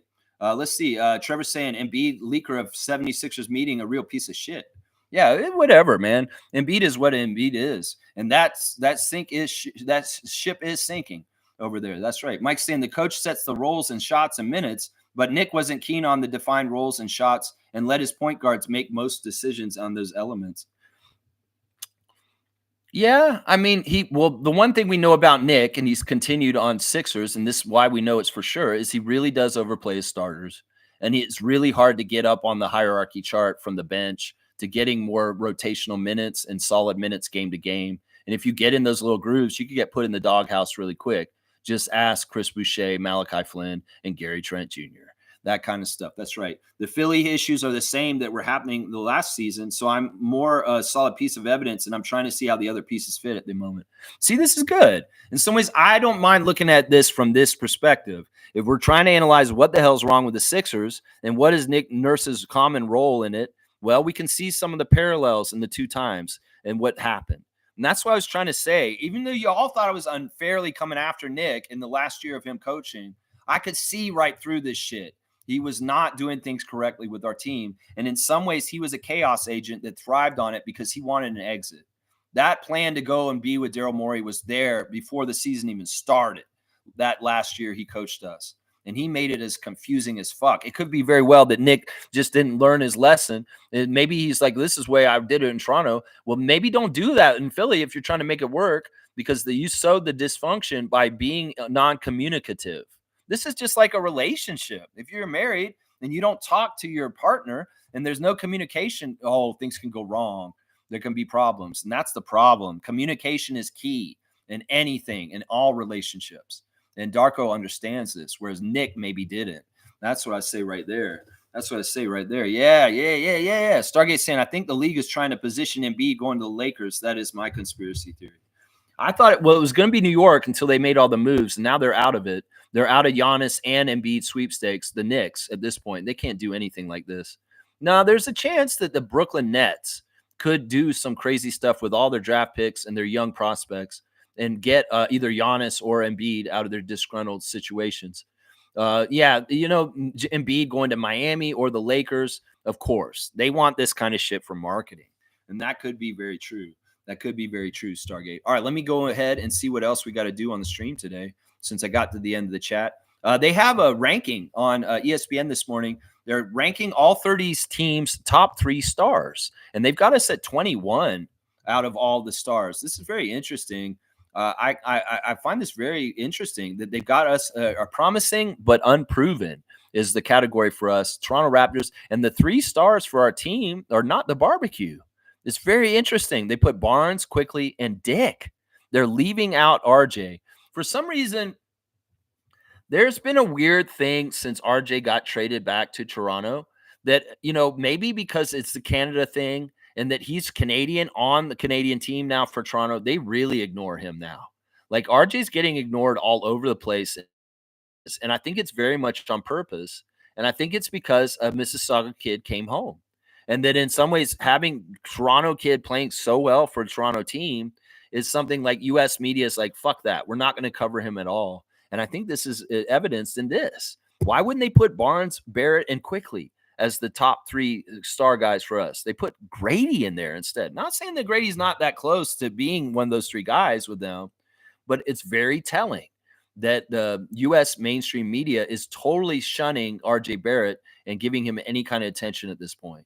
It's very, very interesting. This is what they said. Barnes blossomed into an all-star last year, while Quickly came over in the Anunoby trade with the Knicks and was given a 5-year, $175 million deal to be the team's long-term answer at point guard. Dick has stepped into the starting spot vacated by Gary Trent Jr. this summer and is impressing, averaging 18.7 points and serving as a reliable scoring option on the wing. They do have our top 3 over the top 3 of the Charlotte Hornets, the Detroit Pistons, the Utah Jazz, the Atlanta Hawks, the Washington Wizards, Portland Trail Blazers, Chicago Bulls, and the Brooklyn Nets. And we're right below the Clippers with Leonard, Harden, and Zubac. The Heat with Butler, Adebayo, and Hero, and the Pelicans with Williamson, DeJounte, and Trey Murphy III. Yeah, very, very weird, man. Weird rankings, and very telling that they decide to leave RJ out of our top 3 players. Very telling. Very, very telling. It's like they're punitive towards him. How dare you get traded back to your home country and play for your hometown team, Canadian boy. It's kind of like that. I don't know why. It was like RJ got overcovered in New York in all kinds of different ways, but now it's like he's gone to the dark side of the moon. And they're not putting him on blast in any kind of way at this point. It's really weird, man. Let's see. It is also game day for Team Canada today, guys. At 8 p.m. tonight, Canada will play the Dominican Republic in Saskatoon. We're having qualifiers for Canadian basketball FIBA Men's AmeriCup qualifiers. And Quincy Guerriere and some of the other guys, Jackson Rowe, are going to be playing for Trey Bell-Haynes, going to be playing for Canada tonight against Dominican. Milbester, where are you? And we'll see them hopefully qualify and get ready for the Olympics the next time around. Zach Edey hopefully showing up for Toronto or for Canada at that point. So, yeah, if you want to watch some Team Canada basketball, Quincy Guerriere of the 905 is there in Saskatoon playing at 8 o'clock Eastern tonight. So be ready for that. Birthday for the day. First of all, happy birthday to John Lucas III. That is John Lucas, the coach's son, who played for the Raptors briefly. And John Lucas III is 44 today. 42. 42 today. 42 years old, John Lucas III. And also, happy birthday to assistant coach Bulldozer. That's right. It's the Bulldozer's birthday today. Mike Batiste, Greek League legend, foreign player, very, very good player. Our current assistant coach, Mike Batiste, it's his birthday today also. And he is turning 47 today. So happy 47th birthday to Mike the Bulldozer Batiste, one of our assistant coaches, guys, currently under Darko. That's right. There you go. Boom goes the dynamite. Yeah. Chris comes saying, all right, I see the Raps are debuting those new jerseys. So if Scotty is back, I'm calling their 4th win for the season. Yeah, they're going to have that jersey on. They're going to have the jersey logo on the court. And we're doing NBA City Edition against the Minnesota Timberwolves tonight. And, well, we'll go the rundown once again. I'll give you the ref report and the injuries real quick on my way out, real fast. Mike's saying, as time goes on, we'll understand what happened that year. The real story will build up over time. We'll have to see. And maybe somebody will do a tell-all book or something like that. But either way, I'm willing to just tie it up in a bow and believe what I believe about it right now, because I don't need to go and investigate it further. That honestly, once again, I'll say this, the end-all be-all buck stops here with the coach, Coach Nick Nurse. And he had dysfunction with the team. He had dysfunctions with his assistant coaches. He had dysfunction in general. And maybe in some ways, once again, Mike, we got to talk about the Nate Bjorkgren factor. That Nate Bjorkgren is a very pushy, selfish, not a very nice person, mean to other coaches and staff. And he may have been causing some of the problems. And who enabled Nate Bjorkgren to be around our team? Nick Nurse, his best friend, who brought him back and put him on the team, even though he's unofficially an assistant coach during that period of time. Nate Bjorkgren went to Indiana, and he found his way out real quick because he was pushy and an asshole. So, I mean, we could say this part of it, Mike, that maybe Nate Bjorkgren was a big part of the problem with the dysfunction of the team from his history on the Pacers, and also the stories that came out that he was denigrating and insulting towards team personnel behind the scenes. And that's squarely on Nick Nurse. Nate Bjorkgren ain't around if Nick Nurse ain't around, is what I'll say right there about that. Yeah, more will come out. I already know most of it. Stargate saying, you know what Scotty can be like as well, Lex? A healthy Antonio McDyess before the injuries. Yeah, I mean, the way he gets up, you're talking about a highlight reel, a guy who could get up there with a power forward's body and sail like Dominique Wilkins. Yeah. Yeah. I mean, that's fun. In some ways, McDyess is a very niche player for his dunks and his power, but he was a good scorer too. He had some very good low post turnarounds and shooting that he could do also. But man, was he known for throwing it down? That's not a bad comparison. The body type is similar. The body type is similar. Seymour saying, "What pop, Raptor Freak family?" Well, I'm 10 minutes over, but I'm still here. Maybe we'll do 2.5 hours today. That's right. Mike's saying no one is really making Raptors videos at the moment. I checked to see if people were talking about RJ and Grady improved. The main point is the people are thinking better on our team now, but nothing big. Yeah, I like this. In some ways, if you've blocked and you're not seeing all the garbage content, that's great. You know, maybe because the team's not doing as well, the content creators are not doing as much. They don't work because the team sucks. I mean, that's natural too. I'm getting less traffic on the channel because the team isn't doing as well record wise. You know, that's just how it is when your team is 3-12. There'll be less content out there on it, less attention, less people talking about it. But the Raptor Freak's here every day. Going to be doing it anyway. That's right. That's right. Seymour saying Yak answering trivia was awesome. He's very wise. Yeah, I like those riddles. There was a little clip of Jakob yesterday answering riddles, and he was getting them. You know, in some ways, his Austrian way of thinking was getting the riddles figured out. They were very much riddles and kind of like logic puzzles. And well, he figured out a couple of them. He didn't get all of them, but yeah, Yak's a very smart guy. And in some ways, you know, he's a special dude. He's got a very special personality, and I appreciate him being on our team. That's what I want to say right there. Yeah. Mike's saying, yeah, the Phil Handy secret source article was about Nate gatekeeping Nick's attention. Yeah, I remember this. Nobody was allowed to talk to Nick Nurse without going through Nate Bjorkgren.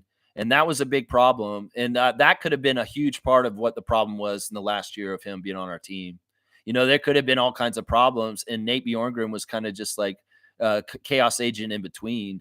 You know, it could very well be that these guys, once again, were working for Rich Paul because the ends to the means was that Nick needed to go to Philadelphia. That the Clutch head of Clutch has been puppet master, manipulating all kinds of crazy shit.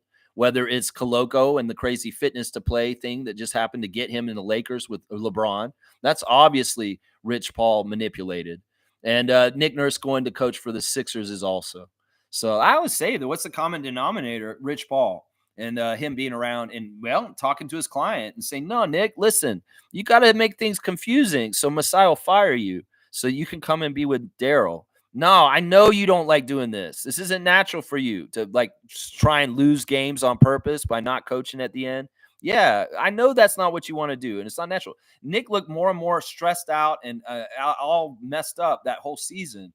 Like he wasn't being an authentic person. Mike, I read people. That's part of what I do on this channel. When I watch them in the interviews, I read people. And Nick was lying the whole entire year as last year as a coach because you could tell he had tells. He's not a good actor. He had tells where he was uneasy, he was stressed out, and he wasn't being his authentic competitive self because he was pulling punches, point shaving to a point as a coach. There was a game we went to with Tom Duke against Indiana in that season where we would have won if he had done his full coaching effort, but he didn't. He sat by and watched us lose. And the very last game he coached for the Raptors, he did the same damn thing in a play-in game for the whole entire season. He sat on his ass in the second half when we were losing, and he stopped coaching. And he left our team out there up the creek without a paddle.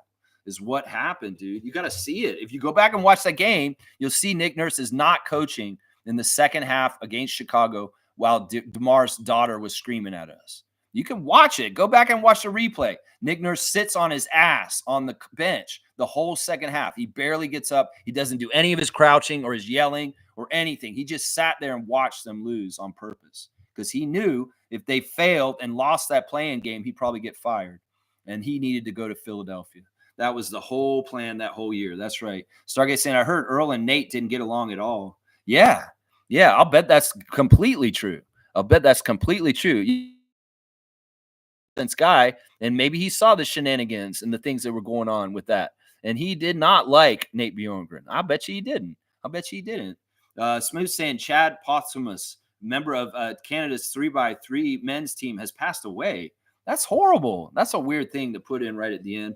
Well, rest in peace to that guy. I hate hearing about that. And Mike saying the biggest suspect of Philly leaking is Clutch via Nick, not gonna lie. Well, once again, Keith Pompey was a very key person in the Nick Nurse exit. They had that pregame interview in Philadelphia where Nick made the flub of saying he's ready to get into the offseason, and he was overlooking the end of the year. And I really blew that up on my channel, saying that Nick just gave away his truth. His truth is he doesn't care about the Raptors winning anymore. He wants to just go home and take a rest. And that's why he ordered, I'm going to look forward to getting 10 days off of not thinking about basketball and doing this. And then there's like, well, wait, Nick, don't you have a playing game that you got to play? Oh, yeah, that's my second thing that I'm thinking about. Whoa, wait a second, Nick, red flag. And then it was very on purpose. He did it that way. And Keith Pompey allowed and opened the door as the Sixers writer to give him these answers and questions. And then it just blew things up wide open. And we knew that Nick did not want to be in Toronto anymore. And it's like, whatever is whatever. It's so fucked up and stupid. And yeah, Rich Paul probably had a lot to do with it all. All right, let me do the rundown real quick. Here's our injuries for today. Questionable, Jacoby Walter and Scotty Barnes. I'm telling you, I feel like Scott's going to play today. The way Darko said it yesterday is if Scotty feels good after a shoot around this morning, he's okay and he's going to play. Darko basically said that in his interview yesterday. And Scotty said he feels fine in his interview. He said, I haven't been in pain from my eye for a couple of weeks. I've just been letting it heal up. And they're going to let me wear goggles. I won't be wearing a mask. I'll be wearing goggles, and I'm anxious to play. So I'm going to see Scott's going to play. He had full contact in practice yesterday, and he's going to be ready to play. And he doesn't need conditioning to lead up to it because he's been keeping up with his conditioning and weightlifting this whole time because it's been a face injury, and there's nothing wrong with his limbs. So he kept lifting weights and doing his conditioning, so he's ready. He's ready. He's going to come back today. Carton is out. Bruno Fernando is out. Emmanuel Quickly is out. Kelly Olynyk is out, and Bruce Brown is out. I'll speculate the starting lineup will be Davion Mitchell, Grady Dick, RJ Barrett, Scotty Barnes, and Jakob Poeltl. Yeah, on the Minnesota side, there are a few injuries that are to be noted right now. Dante DiVincenzo is questionable for today's game. It's his back. And also, Mike Conley is questionable due to a left toe sprain. So it's looking like it'd probably be maybe Nickel Alexander-Walker starting instead of Mike Conley, with Anthony Edwards, Jaden McDaniels, Julius Randle, and Rudy Gobert. The referees for tonight are very favorable for the Raptors. Mark Lindsay, the family guy, is the head ref. He favors the Raptors. The second ref is Jason Goldenberg. And Jason Goldenberg, the best ref statistically for the Raptors in this league right now. We win 77% of our games with Jason Goldenberg, and he is the second ref. The third ref is the rookie, Sheree Mitchell. And y'all have been real keen on her. You think that she's been a very, very good referee. Well, she's going to be refereeing her third game ever for the Raptors. We're 0-2 under her, and they're 3-1 under her. So she does favor the Timberwolves. So two of the refs favor the Raptors. Lindsay and Goldenberg, the two senior refs. The rookie ref just barely she hasn't refed enough. And hopefully we'll get our first win under her. So there you go. There's your ref report and your latest lineup news right there. Boom goes the dynamite. Boom, boom, boom. Mike Sand, not going to lie. Nurse read the tea leaves like the whole team. They knew Masai was going to blow it up. Yeah, you're giving him too much credit. I think that Nurse could have stopped that if he'd gotten a success out of binding Scotty with Freddie and all them. In some ways, there was a lot of stupid noise. That things weren't working exactly right. The first half of last season with Darko trying to do it with Schroeder and all them, it didn't work then either. So, I mean, whatever. I mean, you're once again, you're giving too much credit to people that I don't want you to. You're giving credit to Jason Tatum, and you're giving credit to Nick Nurse on this. Nah, he's in charge. He was the captain. He was the one who should have steered it the right way. Monique is here. She's showing up right at the end. I'm going to get out of here. Superfan Mo, good morning. Raptor Free Crew, let's go Raptors. She's going to be at the game tonight, holding it down with the vibes for the RFF in the Scotiabank Arena tonight. Monique, bring that winning vibe back down there and get us the win once again. Yes, please, Superfan. Go and do that. Mike's saying, win or lose that Bulls game, Masai was going to fire Nick. We didn't win much, and the development was non-existent. And development is the bottom line.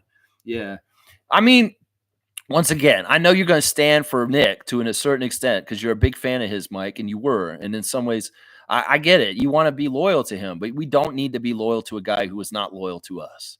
That's what I've been trying to tell you, Mike. In some ways, you don't need to talk up Nick and protect him from me. In some ways, he turned on us. He's a snake coach. He's a Kevin Durant as far as what he did going Thunder to Warriors. This is the same fucking shit.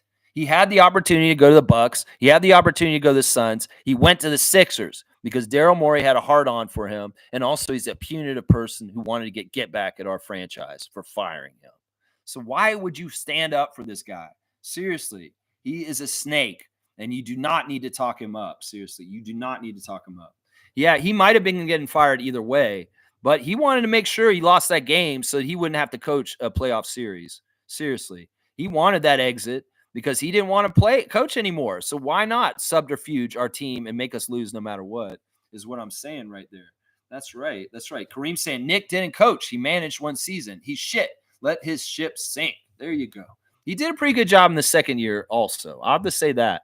Now, everything after the pandemic is just awful. And it's just tough. He did an admirable job of trying to do what he could in Tampa and the years after. But it disintegrated and everything went to shit eventually. It definitely did. Yeah. Mike's saying Scotty needed real development on the personal skills aside, and Nick wasn't going to do it, and Fred wasn't the right guy. Fred could have been the right guy. It's not that Fred wasn't the right guy. It's just that he didn't get the environment for him to do it correctly where it could happen. In some ways, Fred is a sensitive guy. In some ways, Fred is like a people pleaser, and to a degree also. Let's not get it twisted. Freddie wants to do what's best for the team. And whatever he was doing was trying to do what was best for the team, guys. And he may have tried initially to be that leader with the young rookie core that came in that year with Champagnie, Delano, and David Johnson and Scotty Barnes. But he was rejected as that leader by those other knuckleheads. I'm pretty sure it was Delano and Justin that rejected him. And Scotty just went along with it because he was just in that little clique. But in some ways, I think that Scotty never had a problem with Fred telling him what to do. And in fact, he would have really enjoyed him telling him what to do. And that he would have been the right guy. It's just Champagnie was a knucklehead, and we shouldn't have had him around. Seriously. And Delano, to an extent, was a problem too. I really do think that those guys were at fault for this. And it's not even Scotty, because Scotty's really smart, and he likes leadership from older players. Garrett Temple, Bruce Brown, these guys are helping him. Kelly Olynyk, Jakob, they're helping him. And he has no weird feelings towards Fred. Scotty loves Freddie, and Freddie loves Scotty. There's no ill will between those two guys. It seemed like everybody thought there was because of the things they were saying, but it was not true. It was not true, is what I'm saying. Mo's giving me that cutoff. She's like, she just showed up and she's giving me that cutoff. She knows I'm over time. That's right. Mike's saying the Suns had no defense and the Bucks didn't want him. Not gonna lie. That's not true. That's not true. The Bucks did want him. But you know what he did? He interviewed with the Bucks, and they were ready to hire him. And he said, "No, I want you guys to talk to my friend Adrian." He did a solid and helped his friend Coach Griff land the job with Milwaukee. No, don't get it twisted, Mike. Nick had his choice of all three jobs, and he could have taken any of those three jobs at that point. He chose that one because it was already preordained and it was already set up by Morey and Paul. Nah, he had the Milwaukee job. He interviewed for it, and he said, "No, well, you got to interview my guy, Adrian Griffin. You got to check him out." And he put in a good word for him and helped Adrian get the job with Milwaukee by taking himself out of the running for that job. He was a better fit for Milwaukee than Adrian, and he would have done way better if he'd picked the Milwaukee job. But once again, it was punitive, and also Daryl Morey absolutely was the person who puppet mastered this to happen this way. That's how it went down right there. He would have been better off going to the Suns. Seriously. You can say they don't have defense. Well, Budenholzer's there now. And in some ways, Budenholzer's like Nick Nurse. They're kind of similar coaches in some ways. And, well, Budenholzer even find success there. He would have been better off in Phoenix, away from us, away on the other conference. But, no, he won that smoke, Mike. He won that smoke with the Raptors. And he swept us in the first year against us last year. but he got his first L against us this year. And that's fantastic. I love that, man. Most saying W stream, W vibes, go Raptors for life. Keep at it always, Lex. Raptor Free Crew, strong forever. There you go. There you go. I love it, Mo. Mike saying the knuckleheads were at an issue with Scotty. Yeah, that makes sense. Yeah, I mean, he's just showing up, and he's got a rookie class of knuckleheads next to him. As much as I love Delano, I don't blame Delano so much. I blame Justin. Justin was very unprofessional when he came into the league, and he's gotten some tough lessons going to Sioux Falls and different places, playing for the Wizards now. Yeah, he's gotten some tough lessons, and in some ways, he fucked up his chance with the Raptors by being unprofessional. And I could totally see Fred having the same reaction that I did to him sunning people. And if he called Justin out at that time for doing it, and Justin just laughed at him and say, yeah, right, Fred. What are you going to do? Fred, 5'10", undrafted. Who the fuck are you?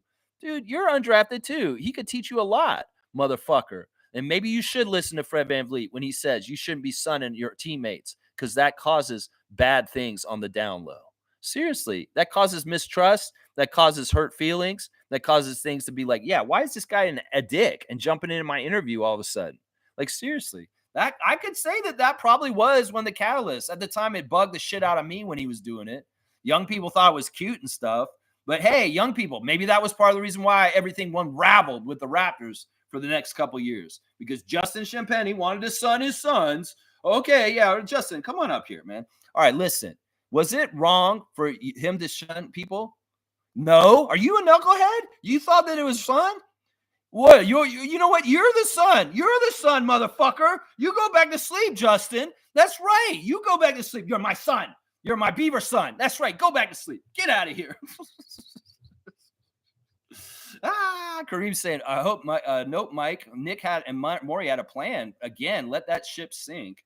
Exactly. They were in cahoots, Mike. They won't put this on blast. I can see right through it. Nobody pays close enough attention to the Raptors to not pull the pieces and put them all together. That's why, in some ways, this is exclusive content on the Raptor Freak channel. Josh Lewinberg, Blake Murphy, none of them are going to talk about this aspect of Nick Nurse and what happened, but it's all clearly right in front of us. It's all clearly right in front of us. That's right. Mike's saying, I'm just stating the factors in the choice. If Nick wanted to go, then why does he hate pick Philly? Not gonna lie, it's not adding up. Hate pick Philly? Listen, this is totally Daryl Morey's design. Daryl Morey, this is why it's not adding up. It's because Daryl Morey's an idiot, Mike. Daryl Morey is, as Oren Weisfeld said in the last week, is a very good judge of talent. He's very good at scouting, but he's not a good general manager. He's not good at running a team. He did not do a good job in Houston, and he's not doing a good job in Philly right now, as evidenced by where they are right now. Now, he didn't think things through. He's just thinking, oh, you're up in Toronto. That's just a waste. This is what he said to him verbatim. And I think this was at an all-star game or something in the year or so before he left the Raptors and went to Philly. He said, Nick, you should be here with me in Philadelphia. This is documented. Daryl Morey had a conversation with Nick Nurse. He said, you should be here with me, Nick. We got to figure this out. Well, Daryl tried to figure it out. And they did some crazy-ass gaslighting and crazy-ass things with Rich Paul and Clutch, and Nick went against it. It's not that he thought it was going to be a good idea. It's just he's pleasing Daryl Morey, his friend, who let him coach his G League team a long time ago. In some ways, that's why it doesn't make any sense and why you think, oh, Nick's now Nick's in hell because he gets what he gets for trying to please Daryl Morey is what it is, Nick. Mike, does that make sense? He's trying to please Daryl Morey by coming to coach his team, and now he's in hell for it.